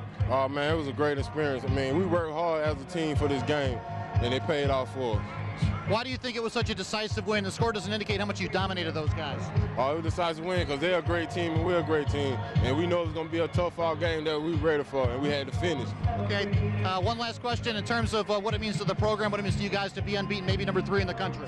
Oh, it means a lot. I mean, especially those players. I mean, we worked hard all summer for this, baby, and we're going to take advantage of it. Kurt, thank you very much for joining us. Congratulations on the big win. Showing you a couple of highlights. Let's go to the videotape and pick it up. It was a great game for the Cardinals. Pick it up in the 4th quarter. U of L by 9. Brian Brown with a touchdown pass to Mario Urrutia, and Louisville led 37-21. Louisville by 10 minutes left in the game when it got another score to essentially put it away. Anthony Allen with a 5-yard touchdown run, 44-27 Cards. Again, the final 44-34. Louisville a winner over West Virginia, now 8-0 on the season. Next game a week from tonight, also on national TV, at another unbeaten team at Rutgers. That figures to be an equally impressive and important game for the Cardinals. Now possibly number 3 next week, and possibly an inch away from being eligible for the national championship game. Top 2, of course, in the BCS. Also, let's talk for a second. Oh, who do we have here? Nate Harris. We have another guest. Nate Harris, how you doing, buddy? I'm doing great, man. Great feeling, man. Great feeling. Are you shocked? Are you awed? I mean, when you saw that crowd out there when you in the game, what was it like for you? We knew we were gonna come out here and have a good. It was gonna be a very good game for 4 quarters. You know, we came out here and finished what we had to do. You know, prepared very hard on our bye weeks. Coaches taught us real well, and we studied real hard. And we came out performing our techniques. Nate, 8-0, 8-0. Yes, sir. You yes, guys, sir. I remember in the summertime here, you were out in all the hot, the sweat. I mean, Yes, you sir. thought, is this ever going to end? Yes, sir. It all paid off. It all paid off. You know, our whole motto was to finish, and we're gonna finish every game. You know, it's one game at a time. Next week is Rutgers, so we're gonna prepare for Rutgers. Right now, we're gonna enjoy this victory, but then we're gonna come back hard and ready to practice for Rutgers. Congratulations, Nate. Yes, sir. Thank you for coming over for a second. Good seeing you. Also tonight, there was a UK men's basketball game. Do we have time for the highlights? Can we go to the big night? Louisville, with arguably the biggest win in the program's history, decisively over West Virginia. More on this coming up on the morning show, but for now, let's go back to Rick and Vic. Wow, great job. A lot of fun. Big night, isn't it? We'll be right back. Good evening, I'm Scott Reynolds. And I'm Dawn G. What a night at Papa John's Cardinal Stadium. Well, the nation is watching. Wave 3's Kent Taylor's been doing that as well. He joins us live from Papa John's now with a look at some of the highlights between West Virginia and the Cardinals tonight. Hey, Scott, Don said it. What a night. U of L on a huge national stage. Number 5 in the Bowl Championship Series coming in, taking on West Virginia, number 3 in the Bowl Championship Series. This game with very real national championship game implications, and it was close at the half. U of L up just 16-14, but the game really turned, and it's not over yet. 44-27 U of L, 3.5 minutes to go, but it really turned on 2 huge plays by the Cards in the second half, in the third quarter, early in the third quarter. Let's go to the highlights. First of all, West Virginia running back Steve Slayton, one of the best running backs in the country, came in 4th in the nation in rushing. He had 108 yards in the first half, but early in the third quarter, he fumbles. Malik Jackson picks it up and takes it in for the touchdown. Cards up 23-14. Later in the third quarter, it's another U of L youngster, this time Trent Guy, playing in just his 4th game. He fields the West Virginia punt, and he is gone 40 yards for the touchdown. Cards up 30-14, and totally in control of this one throughout. Brian Brown with around 400 yards passing, and everybody in black tonight. It's just been a historic night here at Papa John's Cardinal Stadium. As I said, U of L up 44-27 right now. Of course, they lost to West Virginia 46-44 last year. They're getting a little revenge tonight. We hope to have some post-game reaction for you coming up a little later to what would be one of the biggest wins in school history. The biggest win, that remains to be seen. See what U of L does. Of course, they'll have another huge game coming up next Thursday night at undefeated number 15 Rutgers. But this certainly puts U of L on the road, at least, to a possible berth in the Bowl Championship Series championship game coming up on January 8th in Arizona. And it was a great crowd tonight, an enthusiastic crowd, and obviously this home field advantage has certainly paid off for the Cards. Connie Leonard joins me now with a little more on that. And Kent, you know, Project Blackout Thursday has worked perfectly just as Bobby Petrino had planned. It actually was Blackout Thursday physically here in Papa John's Cardinal Stadium. In the third quarter, about 25% of the stadium lights went out. Whatever it was, it worked for the Cards. And I tell you, this crowd was loving it. A record crowd on hand, 43,217 to see this great game. Ready to take on the Mountaineers, the Cards, and their fans. Blackout Papa John's Cardinal Stadium, with the kind of excitement that only comes as two top 5 teams come to play. Are they going to win tonight? Yes, 42-38. And in the first half, they didn't disappoint. Cards first on the board, West Virginia first with the touchdown. A back and forth battle that had bowl reps impressed and fans nervous. Impressed with both of these teams tonight? Very exciting. Both of them are terrific, and it's an exciting football game. There's a lot of football left to be played here tonight. It's kind of been what I thought. It's going to be real close, tough game, two great teams going at it, and looks like the person that has the ball last is going to probably win. We're not worried at all. Not worried at all. They'll pull this out like every game. They'll pull it out. We got Bobby Petrino, and we U of L, it's through the roof. Yeah. If they don't pull it out, so proud of them? I'm always going to be proud of them because they're my home, they my home team. Hey guys, but as you know, the fans are always right. They never gave up on the team in the first half. They knew they were going to come out and win this one, and they were right. Kent, a great, exciting game for the fans tonight. And one more note about the fans. As we said, one of the biggest wins in school history. They're going to rush the field. They won't be tearing down the goalposts, though, because something we told you about at 6 o'clock, some new retractable goalposts here at Papa John's Cardinal Stadium. But we are going to stay right here. We have how much time left? 2:24 left. We'll be right here with live post-game reaction coming up a little later. We'll also have some more highlights in sports. Absolutely, guys. It's exciting. Are you excited? We are definitely excited and cheering those guys on. Thanks, Connie and Kim. Okay.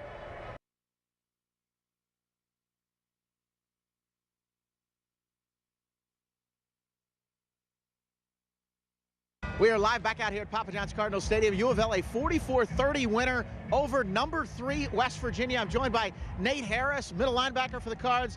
Nate, just put into words what this win means for you guys as you take another step towards a possible national championship. It's just a great feeling, to come out here and perform like we did, for 4 quarters strong. Came out with a victory against a very good team, And West Virginia, a very good team, but we proved that we was a better team. And this year we finished the game, so it's a very good feeling right now. Tell me about preparing for that offense that came in leading the nation, 319 yards a game with Steve Slayton and Pat White. Obviously a potent running attack, but you guys, you contained them. Right, it was real hard. We had a bye week, so we did extra practice, extra study in the film room. We prepared real hard. Our coaches prepared us real good, and we felt very good about coming in this game and doing our technique. So we came here and performed, man. We came on top. And it's a playoff now. I was talking about it earlier. To get to the national championship game, obviously the next step will be next week. It doesn't get any easier at number 15 Rutgers. They're also 8-0 on the road. Right. They're a very good team. We watch a lot of games on our bye weeks and stuff. It's going to be a great game. Go out there in a hostile environment and at their home. And we just got to get prepared and ready for a good battle. Okay, Nate Harris, congratulations. Big win over West Virginia. Playing for the number 3, we figure, ranked Cards. Go celebrate a little bit with your teammates. And we're going to let's show you some of the highlights, how the Cards won this game over West Virginia. We talked about that potent West Virginia running attack. Of course, Michael Bush scored 4 touchdowns last year against West Virginia, not playing, but he was in uniform, led his team onto the field. The blackout in effect, a record over 43,000 fans. And there's Mr. Slayton. He had 108 yards rushing in the first half. This 42-yard touchdown gave West Virginia a 7-6 lead, a 7-3 lead. They led it 14-6 when Anthony Allen got in for the touchdown. 14-13. U of L led it 16-14 at the half. Second half, the key play. Third quarter, Slayton fumbles the ball. Malik Jackson, U of L linebacker, scoops it up and takes it in for the touchdown. And the Cards were ahead for good. And it was another special teams play, big special teams play in the third quarter. This time it's Trent Guy, the freshman, playing in just his 4th game as a Card. And he returns the punt 40 yards for the touchdown. That gave the Cards an even bigger third quarter lead. And from there, it was really just kind of padding it. Brian Brom certainly healed from that thumb injury. Throws the touchdown pass tomorrow. Yeruda here. And Anthony Allen, the true freshman, as we said, had 2 rushing touchdowns. Here's the second of his rushing touchdowns as U of L goes on to beat West Virginia. The final 44-34. U of L 8-0 for just the second time in school history. They figure to move up now with this win to number 3 in the bowl championship series. The top 2 teams play for the national championship on January 8th in Arizona. Ohio State and Michigan are 1-2, and they play each other on November 18th. So one of them's got to lose. So the Cards with a very real chance to play for the national championship. Howard Schnellenberger said that this program was on a collision course with the national championship, and the only variable was time. Well, that time may well be in January of 2007. Once again, Cards now 8-0. They'll visit number 15, 8-0 Rutgers next Thursday night for another huge game. Guys? We're back live at Papa John's Cardinal Stadium. U of L 44-34 winners tonight. Mario, you ready? One touchdown catch tonight? One touchdown catch. That's all I needed, really. What's it feel like to get this win over West Virginia and keep your national championship hopes alive? Oh, it feels so great. I mean, it probably won't hit me full effect until tomorrow, but hey, it feels great. All right, guys, the Cards 8-0 now. Once again, the final 44-34 here at Papa John's Cardinal Stadium. That'll wrap up our coverage. Once again, U of L in action again next Thursday night at number 15 Rutgers. All right, thanks, Ken Taylor. Cards win, moving up to maybe number 3. There you go. Go Big Red. Thanks a lot for watching.